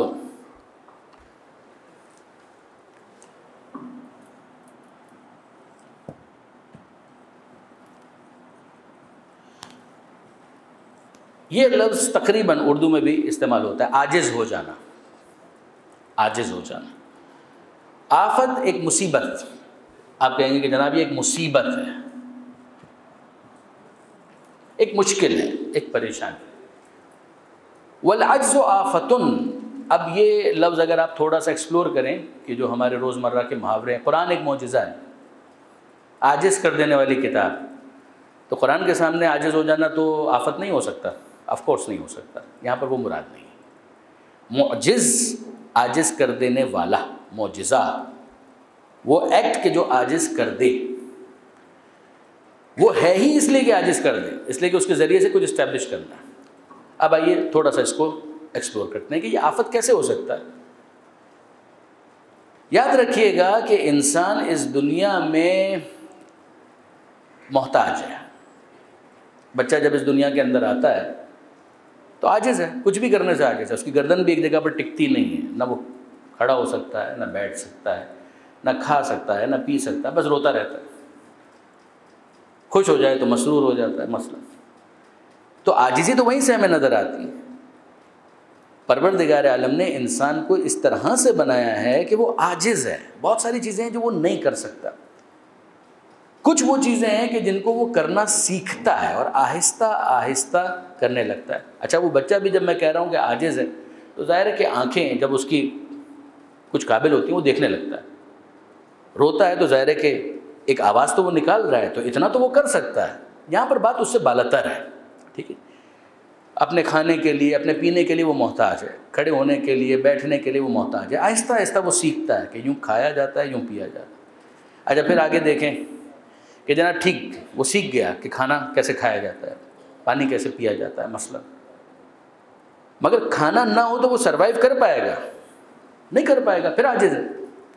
پانی نہ ہو تو وہ سروائیو کر پائے گا؟ نہیں کر پائے گا، وہ عاجز ہے، محتاج ہے۔ وہ یہ نہیں کر سکتا کہ ان چیزوں کے بغیر سروائیو کر پائے۔ اگر ہوا نہ ہو تو سانس لے پائے گا؟ نہیں لے پائے گا۔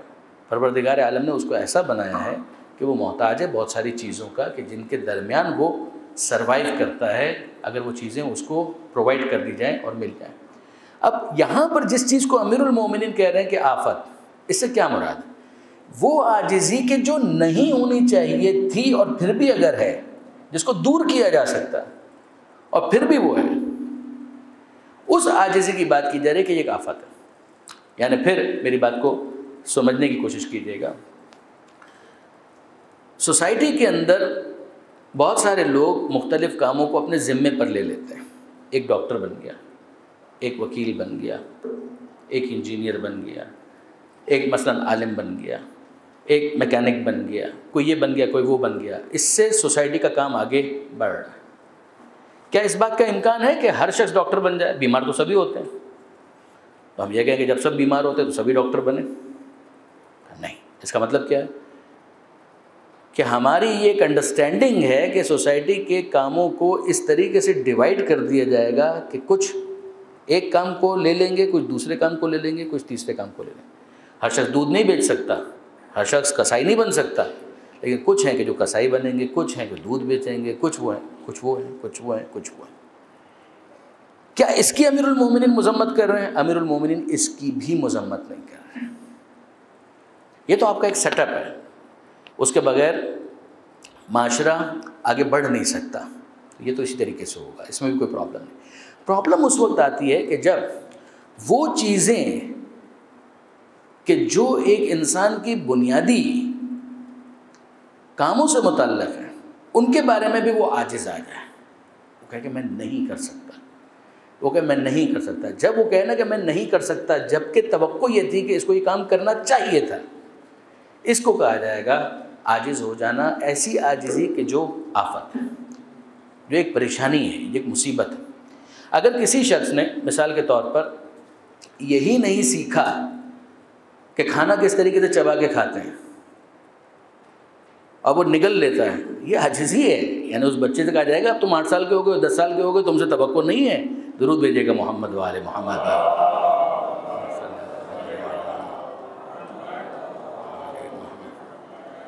ہمارے بہت محترم دوست جناب مولانا مہدی رضا ایمانی صاحب اور ڈاکٹر تسنیم صاحب تشریف لا چکے ہیں۔ ایکچولی میں نے خاص ان سے خواہش کی تھی کہ وہ آج تشریف لائیں، اس لیے کہ یہ جو اس وقت سافٹ ویئر جس کو آپ لوگ یوز کر رہے ہیں اور آپ کے درمیان اس کو نشر کیا گیا تھا کہ آپ اسے استفادہ کریں، اس کو بنانے والوں میں ڈاکٹر صاحب کا بہت بڑا کنٹریبیوشن ہے۔ تو میں خود اس کو دیکھ کر اتنا متاثر ہوا تھا کہ میری خواہش تھی کہ وہ آج تشریف لائیں، اور انہوں نے ہماری اس خواہش کو اور ریکویسٹ کو آنر کیا۔ تو ان کے اعزاز میں اور ان کے استقبال کے لیے ایک مرتبہ درود بھیج دیں محمد و آل محمد۔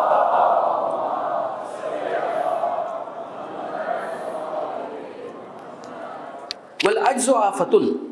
اب آپ اس کو دیکھیں کہ اگر ایک شخص ہے 7 سال کی عمر میں، 8 سال کی عمر میں، اس کو کھانا چبانا نہیں آتا کہ کس طریقے سے کھانے کو چبا کر کھایا جائے، اور وہ نگل لیتا ہے، تو ہم اس بچے سے کہیں گے کہ اب تک تم کو یہ نہیں آیا، یعنی آپ کو حیرانی ہوتی ہے کہ یہ کیوں نہیں آیا، اس کو آ جانا چاہیے تھا کہ یہ ایک آفت ہے، تو مصیبت ہے، پریشانی ہے، تم بیمار ہو جاؤ گے۔ اسی طریقے سے اگر کسی شخص نے کسی چیز کو، کسی شعبے کو اپنی ایک فیلڈ بنا لی، وہ کہے کہ میں یہ کام کروں گا، اور پھر اس کو وہ کام نہ آئے، یا اس کے اندر جو ایڈوانسمنٹ ہو رہی ہے وہ اس کے ساتھ اپنے پیس کو برقرار نہ رکھ پائے، تو کہا جائے گا یہ عاجز ہو گیا اس کام کو انجام دینے سے۔ اس کو اپنے آپ کو اپڈیٹ رکھنا چاہیے تھا۔ کیوں اس نے اپنے آپ کو اپڈیٹ نہیں رکھا؟ جیسے کہ اپڈیٹ آپ نے نہیں رکھا تو you are out of market, آپ اس پوری گیم سے باہر ہو جائیں گے، پھر آپ اس کام کو انجام نہیں دے پائیں گے اس طریقے سے کہ جس طریقے سے اس کو انجام دینا چاہیے تھا۔ یہ عاجزی ہے۔ یہ وہ چیز ہے کہ جس کو امیر المومنین یہاں پر ارشاد فرماتے ہیں کہ والعجز آفۃ۔ نہ یہ کہ انسان کا بطور کلی عاجز ہونا ناپسندیدہ ہے، خدا نے انسان کو بنایا ہی ایسے ہے کہ بہت ساری چیزیں ہیں کہ جو وہ نہیں کر پائے گا، ایسا ہی ہوگا۔ ہم اڑ نہیں سکتے، اڑنے سے عاجز ہیں۔ ہم سمندری مخلوق نہیں ہیں، اگر تیرنا آتا ہے تو تیر تو لیں گے، لیکن یہ کہ سمندر کے اندر رہ نہیں سکتے، وہ مچھلی کا کام۔ تو یہاں پر جو عاجزی ہے وہ تو انسان کے انسان ہونے کا تقاضا ہے، اس میں کوئی پرابلم نہیں، لیکن وہ چیزیں کہ جو انسان کو بطور انسان ہوتے ہوئے آنی چاہیے اور نہیں آتی، یہاں پر وہ عاجزی ہے کہ جو ایک آفت ہے، ایک مصیبت ہے، ایک پریشانی۔ یا وہ چیز کہ جس کو انسان نے اپنا ایک شعبہ بنایا ہے کہ نہیں میں تو اسی شعبے کے اندر ایکسل کرنا چاہتا ہوں، اور پھر اس کے اندر ایک مسئلہ آ گیا اور وہ اس کو حل نہیں کر پایا، تو حل نہیں کر پایا تو اس کو معلوم ہونا چاہیے کہ اس کو کیسے حل کیا جائے گا۔ وہ اگر وہاں پر ہتھیار ڈال دے اور یہ کہے کہ نہیں یہ تو مجھ سے نہیں ہو سکتا، جب مجھ سے نہیں ہو سکتا تو یہ آفت ہے، یہ مصیبت ہے۔ اب یہاں پر وہ احتیاط شروع ہوگی، محتاجی شروع ہوگی کہ جہاں پر وہ دوسرے کی طرف دیکھے گا کہ کوئی اور آ کر میرے اس کام کو انجام دے۔ درود بھیجے گا محمد وآل محمد۔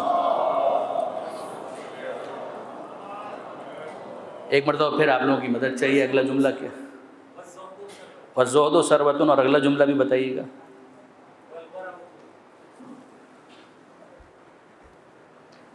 الزہد ثروہ، اور دوسرا جملہ کیا ہے؟ والورع جنہ۔ بعض نے تو اس کو عطف تفسیری قرار دیا، یعنی یہ کہا کہ جناب یہ دونوں ایک ہی حقیقت کو بیان کرنے کے لیے دو جملے ارشاد فرمائے، جیسا کہ جناب علامہ جواد مغلیہ نے اسی بات کو بیان کیا فی ظلال نہج البلاغہ میں۔ اچھا اب یہ ہے کیا؟ زہد کو آسان الفاظ میں کہا جائے بے رغبتی، ورع کو کہا جائے تقویٰ، سروا کو آپ دولت سمجھ لیجیے، اور جنہ کو آپ سپر۔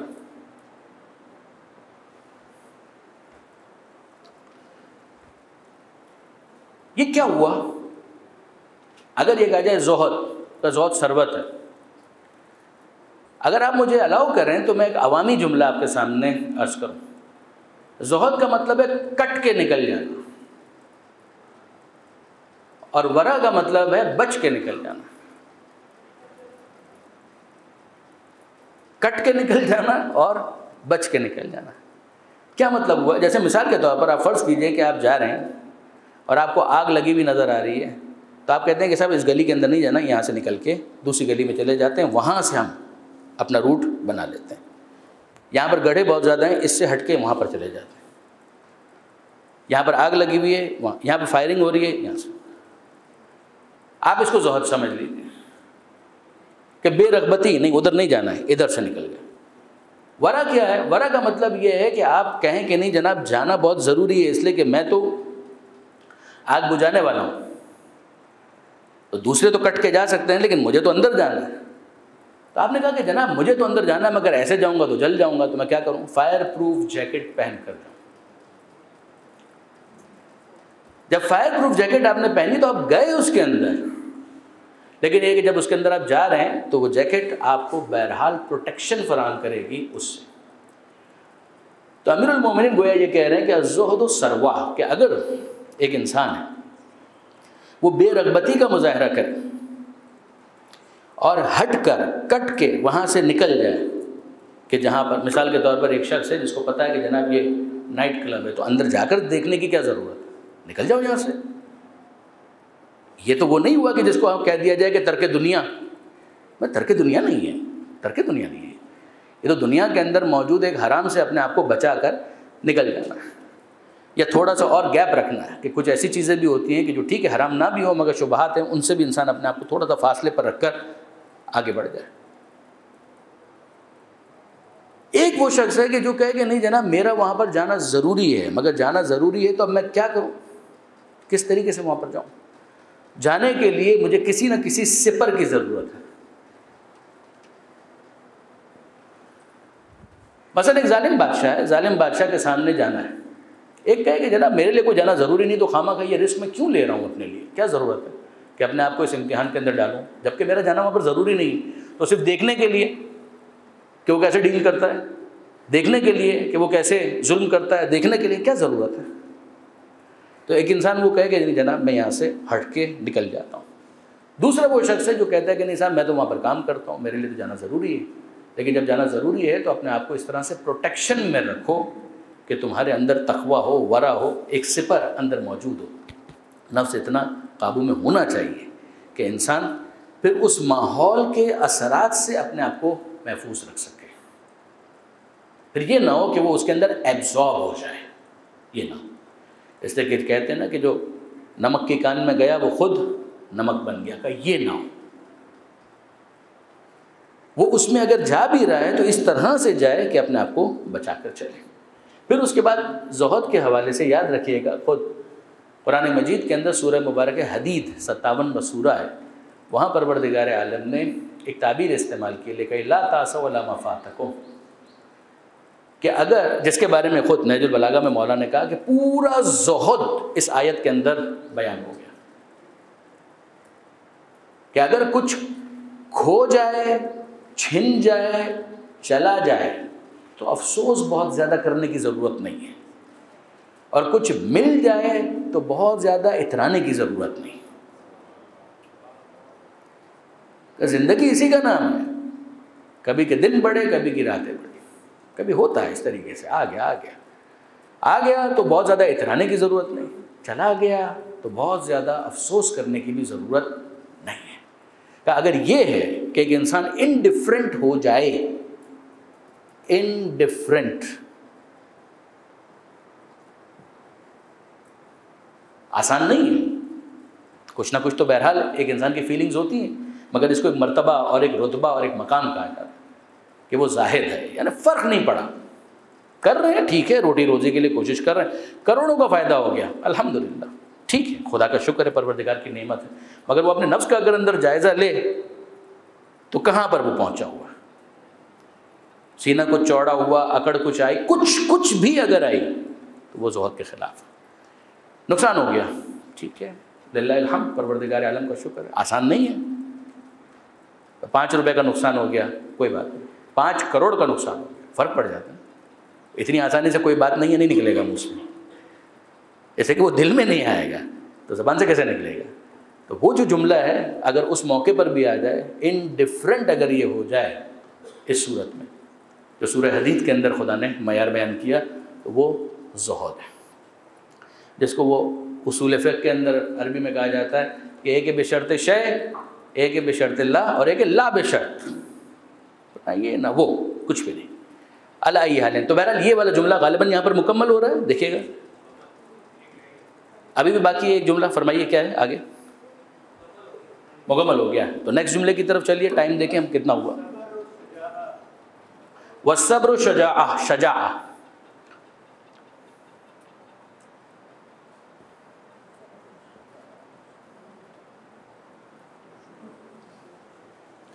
شجاعت کو بھی ہم نے ڈسکس کیا تھوڑی دیر پہلے جب جبن کو ڈسکس کر رہے تھے، والجبن منقصہ، اس کے ذیل میں ہم نے شجاعت کو بھی ڈسکس کیا تھا۔ اس کا تعلق ہے قوت غضب کے ساتھ، اور مزے کی بات یہ ہے کہ صبر کا تعلق ہے جو بظاہر سمجھ میں آتا ہے بزدلی، بظاہر تو صبر کا مطلب بزدلی ہے، نہیں، صبر کا مطلب ہے استقامت، اسٹیڈ فاسٹنس۔ امیر المومنین فرماتے ہیں کہ الصبر شجاعہ، صبر شجاعت ہے، اگر کسی کے اندر صبر ہے تو وہ شجاع ہوگا۔ کہ یہ تو بہت آسان ہے کہ وہ قلم چھوڑ کر چلا جائے، میں نہیں کرتا، اپنے غصے کا اظہار کرنا شجاعت نہیں ہے، ڈٹ کر مقابلہ کرنا، اس ڈٹ کر مقابلہ کرنے کے لیے جو لفظ ہے وہ ہے صبر۔ وہ میدان سے کیوں فرار اختیار کر گیا؟ اس لیے کہ اس کے اندر صبر نہیں تھا، یہ قرآن کی تعبیر ہے، کم من فئۃ قلیلۃ غلبت فئۃ کثیرۃ باذن اللہ لما صبروا، کتنے ہی چھوٹے گروہ ایسے ہیں کہ جو بڑے گروہوں کے اوپر غالب آ گئے اللہ کے اذن سے جب انہوں نے صبر کیا۔ وہ اگر یہ دیکھیں کہ ہاں یہ موقع ہے قوت غضب کو استعمال کرنے کا، 1، اس وقت احتیاط کے نام پر نہ تقیہ کی گنجائش ہے، نہ کسی اور چیز کی گنجائش ہے، 2، اور وہ میدان کے اندر جاتا ہے، 3، اب فرار کی کوئی گنجائش نہیں، اب فرار کی کوئی گنجائش نہیں، اب میدان میں وہ ڈٹ کر مقابلہ کرے۔ یہ ڈٹ کر مقابلہ کرنا صبر کے بغیر نہیں ہو سکتا۔ دوسرے لفظوں میں جو میدان سے آپ کو فرار کرتے ہوئے نظر آتے ہیں ان میں سے کوئی بھی صابر نہیں ہے۔ میں آپ کو ہائیلی ریکمنڈ کروں گا کہ اگر آپ کے لیے ممکن ہو تو علامہ سید علی نقی صاحب کی صبر کے موضوع کے اوپر جو ایک تقریر ہے اس کو ضرور بس ضرور سنیں۔ وہ صرف تقریر نہیں ہے، وہ پورا صبر کا ایلوبریشن ہے۔ اس کے اندر بھی یہی ہے، اس کے اندر بھی وہ جو آیت آپ فرما رہے ہیں اس کے اندر بھی یہی، لَنَبْلُوَنَّكُمْ بِشَيْءٍ مِّنَ الْخَوْفِ وَالْجُوعِ وَنَقْصٍ مِّنَ الْأَمْوَالِ وَالْأَنفُسِ وَالثَّمَرَاتِ وَبَشِّرِ الصَّابِرِينَ۔ ہم امتحان لیں گے تمہارا، خوف سے، بھوک سے، مال کی کمی سے، جانوں کے تلف ہو جانے کے ذریعے سے، میوہ جان تمہاری اولاد کے انتقال کے ذریعے سے بھی تمہارا امتحان ہو سکتا ہے، خدا نہ کرے کہ کسی کا یہ امتحان ہو۔ جی پورا اشرا ہے، بشر الصابرین الذین اذا اصابتهم مصیبہ قالوا انا للہ وانا الیہ راجعون، کہ بشارت اور خوشخبری دیجیے ان صبر کرنے والوں کو کہ جن پر اگر کبھی کوئی مصیبت آتی ہے یہ مصیبت، تو وہ کہتے ہیں انا للہ وانا الیہ راجعون، ہم اللہ ہی کے لیے اور اللہ ہی کی بارگاہ میں ہمیں پلٹ کر جانا ہے. تواصوا بالحق و تواصوا بالصبر.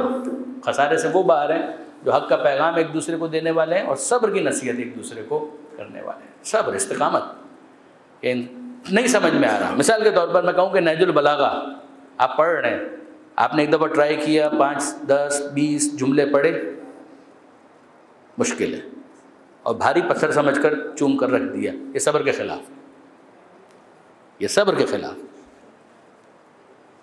اس کو اور پڑھیں اور پڑھیں اور پڑھیں اور پڑھیں، 5 مرتبہ 6 مرتبہ 7 مرتبہ 10 مرتبہ، یو ول کمپریہینڈ کہ اللہ نے آپ کے اندر ایک صلاحیت رکھی ہے. آپ انٹلیکچوئلز ہیں، پڑھے لکھے ہیں، کیوں نہیں سمجھیں گے آپ امیر المومنین کے ان جیمز کو، ان کلمات کو، ان حکمت کی باتوں کو کیوں نہیں سمجھیں گے؟ ٹھیک ہے، جتنا انسان سمجھ لے اس کے آگے مزید سمجھنے کی گنجائش موجود ہوتی ہے اپنی جگہ پر، لیکن یہ نہیں ہے کہ انسان کچھ بھی نہیں سمجھے گا. یقیناً وہ سمجھے گا، کیوں نہیں سمجھے گا. اگلا جملہ، نعم القرین الرضا. اب آئیے، یہ صبر کے بھی آگے کا معاملہ آ گیا.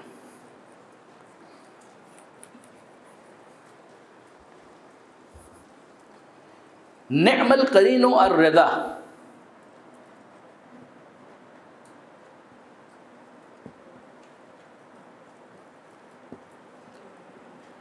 سب سے اچھا دوست رضا ہے. میں اپنی بات نہیں کر رہا. نعم القرین الرضا. رضا کا مطلب یہ ہے کہ راضی بالرضا رہنا. نعم القرین، نعمہ کتنا ہی، کیا ہی اچھا دوست ہے. قرین دوست، نعمہ کیا ہی اچھا. الرضا مطلب کیا ہے؟ مطلب یہ ہے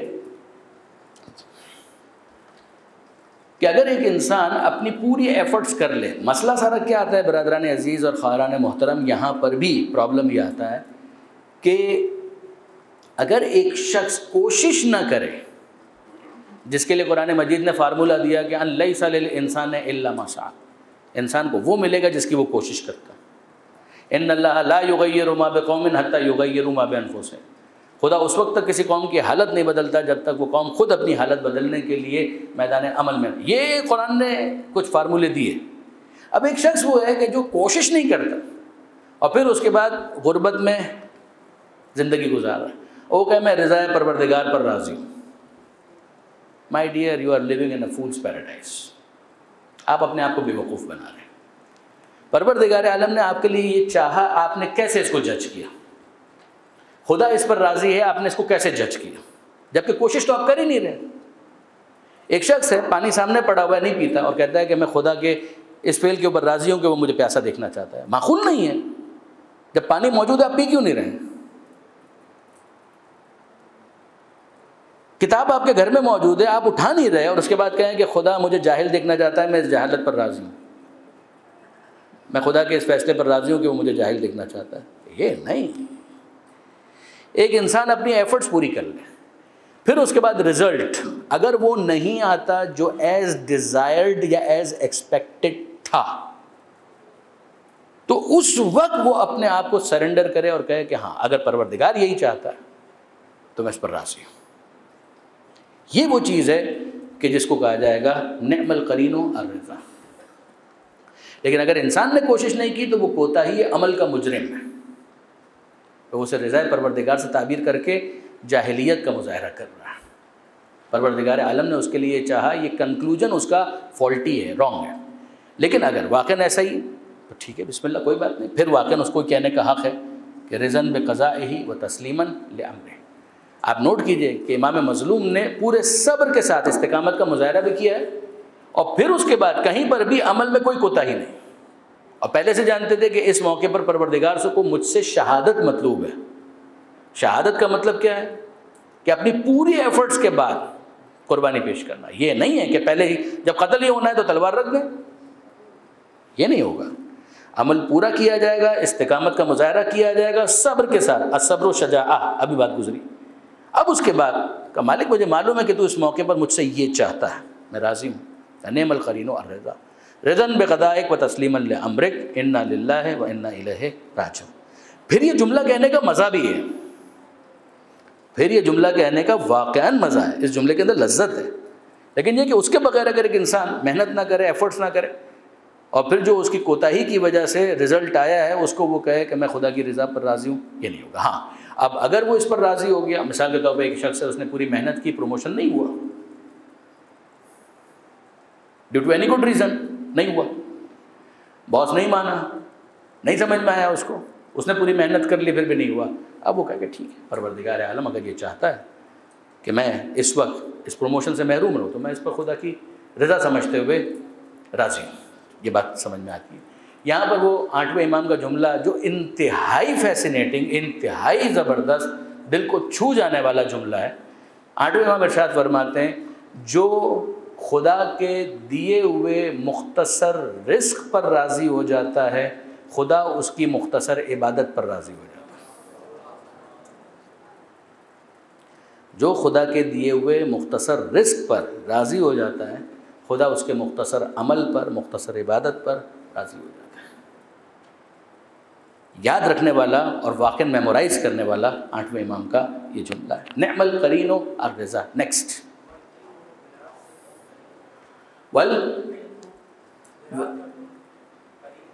والعلم وراثۃ کریمہ، والعلم وراثۃ کریمہ۔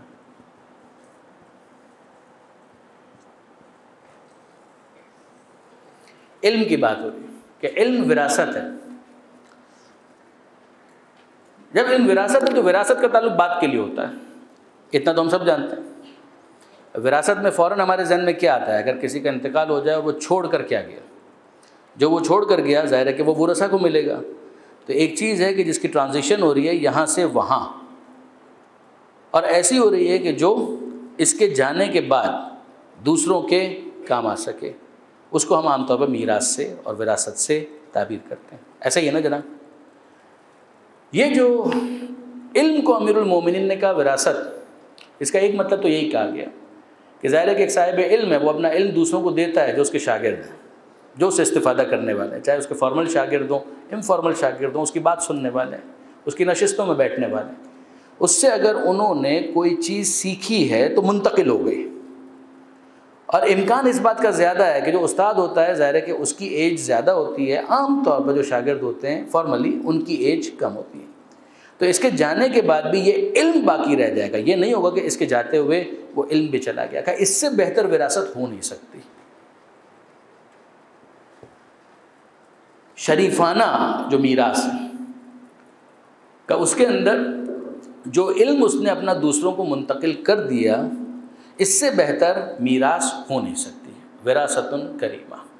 دوسری بات جو خود علامہ جواد مغنی نے اس کے اندر اصرار کے ساتھ اس بات کو بیان کیا، وہ یہ کہ جو خود امیر المومنین نے دوسرے مقام پر ارشاد فرمایا، یہ اگر آپ کلمات قصار ہی کے اندر دیکھیں گے تو غالباً اس کا نشان ہے 147، جناب کمیل سے خطاب ہے، اس میں انہوں نے ارشاد فرمایا کہ صاحبان علم اپنے علم کی وجہ سے اس دنیا سے جانے کے بعد بھی اپنا ذکر جمیل لوگوں کے درمیان چھوڑ جاتے ہیں۔ یہ بھی ایک وراثت ہے، یعنی وہ جنہوں نے استفادہ کیا انہوں نے تو استفادہ کیا، جنہوں نے استفادہ نہیں بھی کیا وہ اگر اس کے صاحب علم ہونے کے معترف ہیں تو جب اس کا ذکر آتا ہے تو ان کے سر عقیدت سے جھک جاتے ہیں کہ یہ کیا ہوگا، بہت بڑے عالم، انہوں نے بڑی خدمت کی، انہوں نے بہت کنٹریبیوٹ کیا، انہوں نے یہ کتابیں لکھی، چاہے وہ کتاب آپ نے پڑھی بھی نہیں ہے، لیکن یہ کہ یہ ذکر جمیل، یہ اچھا ذکر کہ جس کے نتیجے میں دعائے خیر ہوتی ہے، کہ جس کے نتیجے میں لوگ ان کو اچھے ناموں سے یاد کرتے ہیں۔ اب وہ کوئی بھی صاحب علم ہوگا تو ظاہر ہے کہ اس کے علم کی وجہ سے بعد میں لوگ اس کو اچھے ناموں سے یاد کریں گا، کہ یہ بھی ایک وراثت ہے۔ تو یہ دونوں چیزیں العلماء ورثۃ الانبیاء، مثلا کہ علماء انبیاء کے وارث ہیں، وہ بھی اسی اعتبار سے کہ بھائی جو انبیاء کا علم ہے وہ کچھ لوگوں تک منتقل ہو رہا ہے، جن تک منتقل ہو رہا ہے، اور جو واقعاً ان سے استفادہ کر رہے ہیں، صرف ٹائم پاس نہیں کر رہے، وقت ضائع نہیں کر رہے، واقعاً انہوں نے استفادہ کیا، وہ صاحبان علم۔ وہ صاحبان علم کیوں بنے؟ کہ نبیوں کے علم کی وجہ سے وہ علماء ان کے علم کے وارث بن گئے۔ جب وہ علم میراث کی صورت میں ان تک پہنچا تو یہ اس کے وارث بن گئے اور خود صاحبان علم قرار پائے۔ تو یہ ہے والعلم وراثۃ کریمہ۔ ایک جملہ اور کر لیتے ہیں پھر آپ کے سوالات کی طرف چلتے ہیں۔ والآداب حلل مجددہ،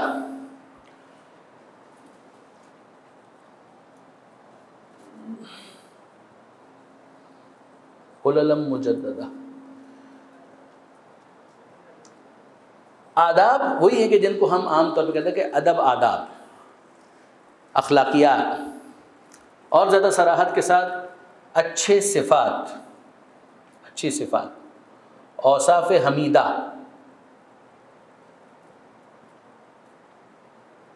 بات کیسے کرتا ہے، ملتا کیسے ہے، اس کے چہرے پر تبسم ہوتا ہے، مسکراہٹ ہوتی ہے، یا میر غضب بنا ہوا ہے.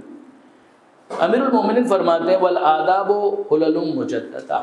حلل لباس کو کہتے ہیں، نو بنو، مجددہ یعنی اگر کسی شخص کی، یا چلیے اس کو ہم تھوڑا سا اور دوسرے انداز سے ہم یہ کہیں کہ جناب یہ لباس آپ کو بڑا سوٹ کرتا ہے. مثلا ڈاکٹر شبر آج کوٹ پہن کر آئے، آنیسٹلی اسپیکنگ بہت اچھے لگ رہے ہیں، تو ہم یہ کہیں ڈاکٹر صاحب آپ کے اوپر یہ کوٹ بہت سوٹ کر رہا ہے.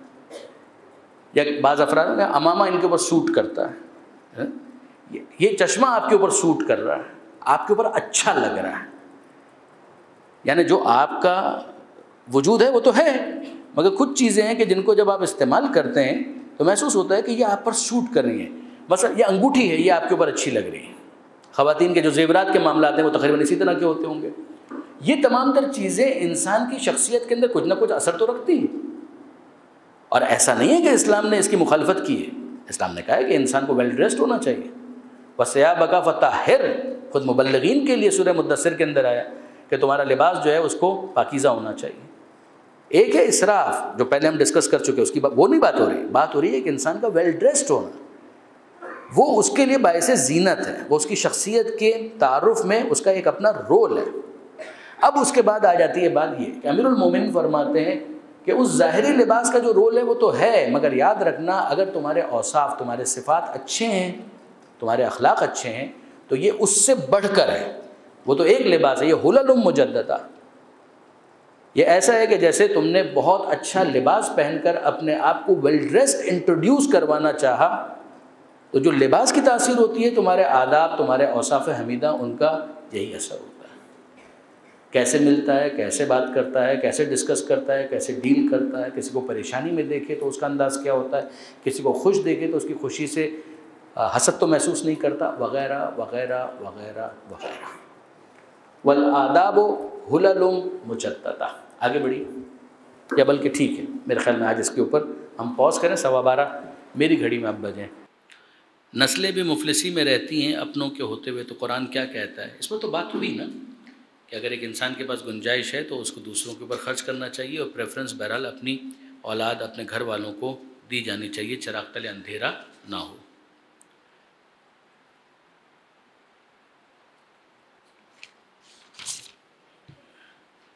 جو irrelevant چیزیں ہیں ان کو اب میں پڑھ نہیں رہا.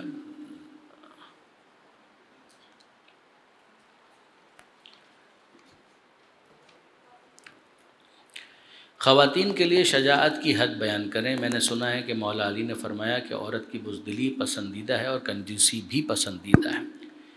ایک بات یاد رکھیے گا کہ کنجوسی پسندیدہ ہے اس حد تک یقیناً کہ جب وہ اپنے مال میں اپنے شوہر کی امین ہوتی ہے.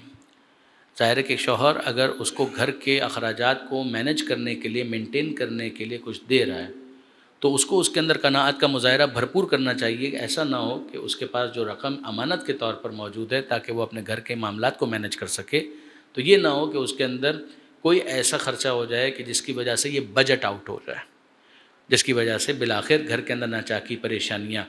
تو اگر ایک خاتون ہے لیکن یہ کہ وہ خود کماتی ہیں، مثال کے طور پر جناب خدیجہ سلام اللہ علیہا کی طرح، اگر ان کا اپنا کاروبار ہے، ان کا اپنا بزنس ہے، یا ان کی اپنی انکم ہے، وہ کام کرتی ہیں اور میاں بیوی ایک انڈرسٹینڈنگ کے تحت اس بات کے اوپر آمادہ ہیں کہ جو زوجہ ہیں وہ بھی کام کریں، تو شریعت کو اس پر کوئی اعتراض نہیں. اگر خاتون اپنے حجاب کا خیال رکھتے ہوئے اور اپنی فیملی کی رسپانسبلٹیز کو کمپرومائز کیے بغیر اگر کام کر رہی ہیں تو شریعت کو اعتراض تو نہیں ہے اس کے اوپر. تو اب اگر وہ مال جو خاتون کا اپنا ہے اس میں ان کو اختیار ہے، ان کو بالکل اختیار ہے کہ وہ اس کے اندر سخاوت کا بھی مظاہرہ کر سکتی ہیں. اسراف اور فضول خرچی تو نہیں ہے. لیکن عام طور پہ جو خواتین کا مزاج ہے وہ اپنے گھر والوں کے اوپر ہی ترجیحاً خرچ کرتی ہیں. لیکن یہ کہ بہرحال کسی کے پاس اگر گنجائش بہت زیادہ ہے، کوئی خاتون کروڑ پتی ہیں، ارب پتی ہیں، اور وہ خرچ کرنا چاہتی ہیں، تو اسلام کو کوئی اعتراض نہیں ہے. بنیادی بات وہی ہے کہ عام طور پر جو ہوم میکرز ہیں، جو خواتین گھریلو ذمہ داریاں، جو کہ بہت بڑی ذمہ داری ہیں، یعنی اس کو کبھی بھی مت سمجھیے گا کہ لیٹ ڈاؤن کیا جائے، ناٹ ایٹ آل. گھر سنبھالنا بہت بڑا کام ہے.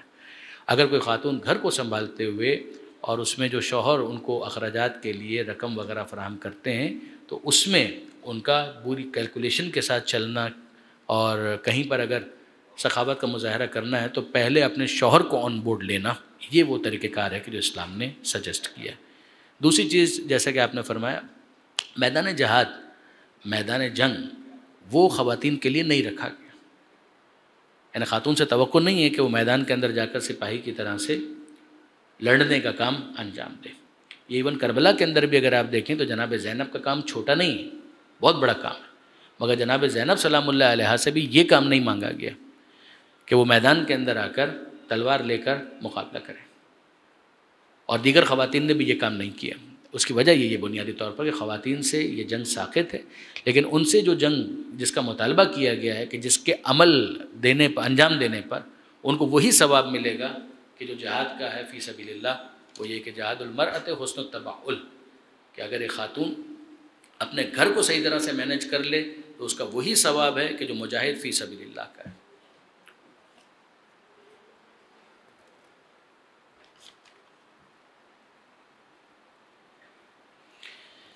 کیا بچت کو والدین یا زوجہ سے مخفی رکھا جا سکتا ہے؟ آپ کا پیسہ ہے، آپ کی مرضی ہے، آپ کی چوائس ہے. یعنی شریعت کی طرف سے کوئی ایسا حکم نہیں ہے کہ جو آپ پیسہ بچا رہے ہیں یا بچت کر رہے ہیں اس کو جنگ اخبار کے اندر اس کا اشتہار دیں یا جیو اخبار نیوز کے اندر اس کی پٹیاں چلوائیں. یہ کوئی دین کا مطالبہ نہیں ہے. ہاں، ایک مرحلہ آتا ہے کہ جہاں انسان کو اس بات کا احساس ہوتا ہے کہ اگر میں نے اس کے بارے میں کسی کو نہیں بتایا تو یہ پیسہ ضائع ہو جائے گا اور میرا تو انتقال ہو رہا ہے. تو ایسی صورت میں اس مال کے بارے میں وصیت کرنا اور بتانا واجب ہے. ضروری ہے کہ وہ بتائے کہ یہ مال یہاں پر موجود ہے تاکہ جو ورثہ ہیں وہ اس سے محروم نہ رہ جائیں.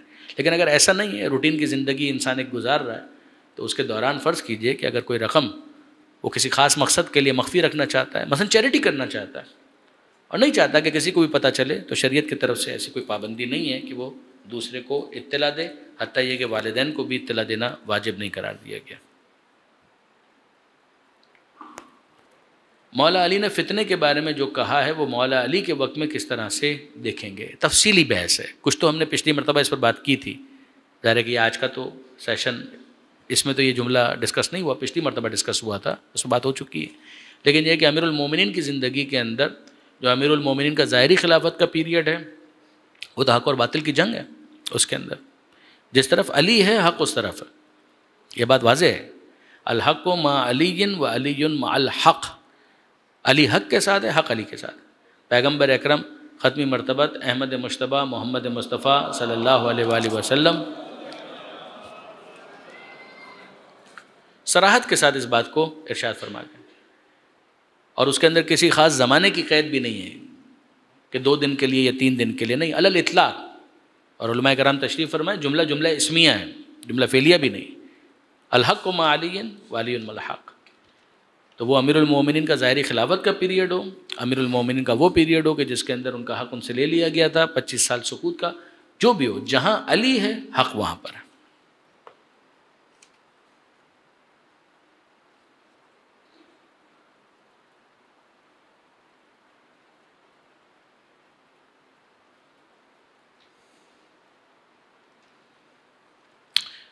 اگر انسان کے گھر کے لیے کچھ غلط سوشل میڈیا پر کہا جائے اور انسان آداب میں چپ رہے تو بزدلی ہے یا صبر؟ اور اگر کہے تو فتنہ مزید بڑھ سکتا ہے، تو عملی طور پہ تدبیر کیا ہونی چاہیے؟ یہی وہ چیزیں ہیں کہ جہاں پر حکمت بہت کاؤنٹ کرتی ہے. آپ اپنی شخصیت کے اعتبار سے چیک کریں کہ واقعاً کیا ضروری ہے کہ ہر چیز کو رسپونڈ کیا جائے. ایک حدیث ہے کہ جس کے اندر کہا گیا کہ رب باطل یموت بترک ذکری. کئی مرتبہ ایسا ہوتا ہے کہ باطل اگر اس کو جواب نہ دیا جائے تو وہ اپنی موت آپ مر جاتا ہے. تو ضروری نہیں ہوتا ہے کہ ہر چیز کو ایڈریس کیا جائے. اگر انسان اس موقع پر خاموشی اختیار کر لے تو بھی یہ خود اپنی جگہ پر ایک جواب ہوتا ہے. یعنی یہ مت سمجھے کہ خاموشی جواب نہیں ہے، خاموشی خود ایک جواب. اس کا مطلب یہ ہے کہ اس قابل میں نہیں سمجھتا اسے کہ اسے آنسر کیا جائے، اسے جواب دیا جائے. اور کر لیں. لیکن اگر فرض کیجئے کہ کوئی شخص وہ محسوس کرتا ہے کہ نہیں اس کے علاوہ اب چارہ کوئی نہیں ہے، تو پھر ٹھیک ہے، وہ محدود طور پر اپنا جواب دے دے، اور پھر بھی اس کو لگتا ہے کہ نہیں اس کے بعد بھی وہ فتنہ جو ہے مزید بڑھ رہا ہے، تو پھر اس کو اس کے حال پر چھوڑ دیا جائے۔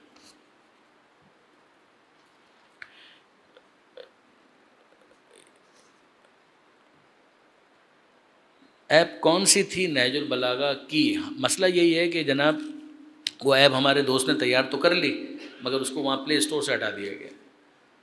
اب وہ اس کے لیے کوشش کر رہے ہیں کہ اس کو واپس سے ریفریش کیا جا سکے، کسی طریقے سے واپس وہ وہاں پر ڈسپلے ہو سکے، لیکن یہ کہ بہرحال اویلیبل ہے۔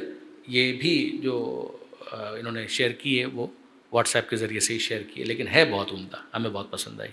نہج البلاغہ کے اوپر کافی ایپس ہم نے دیکھی ہیں، مگر یہ ایپ بہت عمدہ اور بہت اچھی ہے۔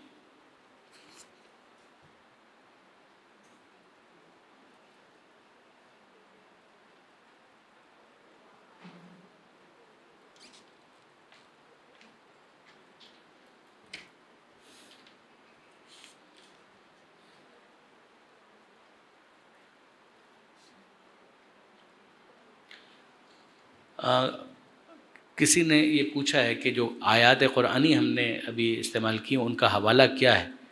تو ظاہر ہے کہ مجھے اس وقت خود بھی ذہن میں نہیں ہے کہ آپ کس آیت کی بات کر رہے ہیں، اس لیے کہ ایک سے زائد آیتوں کی وہاں پر بات کی گئی تھی۔ تو آج کل تو یہ بہت آسان ہو گیا ہے، گوگل کے اوپر اگر آپ خالی ٹائپ کر لیں سننے کے بعد تو آپ کو پورا حوالہ مل جائے گا، لیکن پھر بھی اگر آپ کو ذہن میں تو ہمیں درس کے بعد مل لیجیے گا، تو انشاءاللہ ہم آپ کو بتا دیں گے۔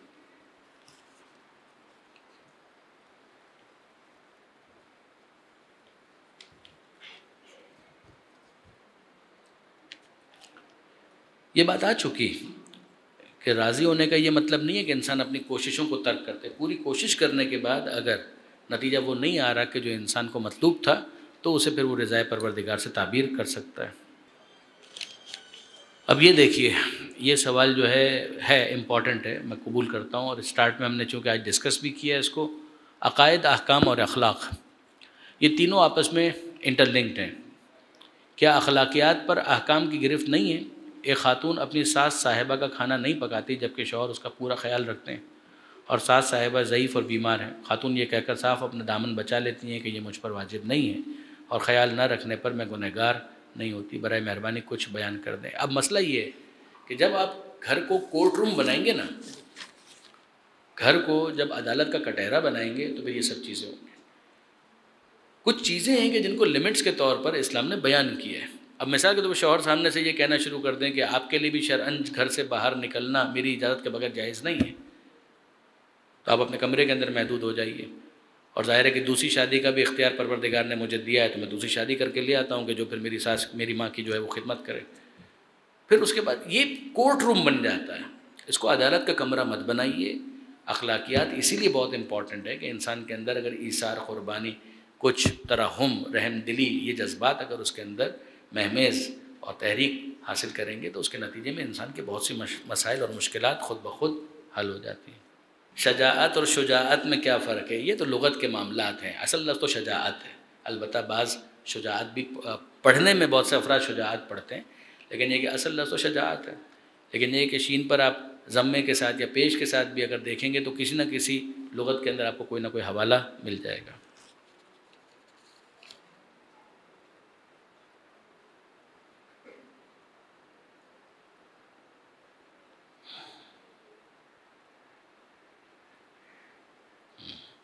یہ جن کو آیت کا حوالہ چاہیے وہ درس کے بعد آ جائیں تو میں ان کی خدمت پیش کرتا ہوں۔ بار اللہ تجھے واسطہ محمد و آل محمد کا اس قلیل توسل کو اپنی بارگاہ میں قبول فرما، ہمیں نہج البلاغہ سے زیادہ استفادے کی توفیق عطا فرما، کلمات امیر المومنین سے استفادے کی توفیق عطا فرما، ہم سب کی دعاؤں کو اپنی بارگاہ میں مستجاب فرما۔ جو احباب یہاں پر آتے ہیں، زحمت کرتے ہیں، والنٹیئرز، منتظمین، اور اس کے علاوہ آپ سب کے سب جو یہاں پر تشریف لائے اور جو ہمارے ساتھی زوم کے ذریعے سے کنیکٹڈ ہیں، ان سب کے لیے میں دعا کروں پروردگار عالم ان سب کی توفیقات میں اضافہ فرما، ہم سب کو زمانے کے امام کے ناصروں اور خادموں میں شمار فرما، ان کے ظہور میں تعجیل فرما۔ وآخر دعوانا ان الحمد للہ رب العالمین۔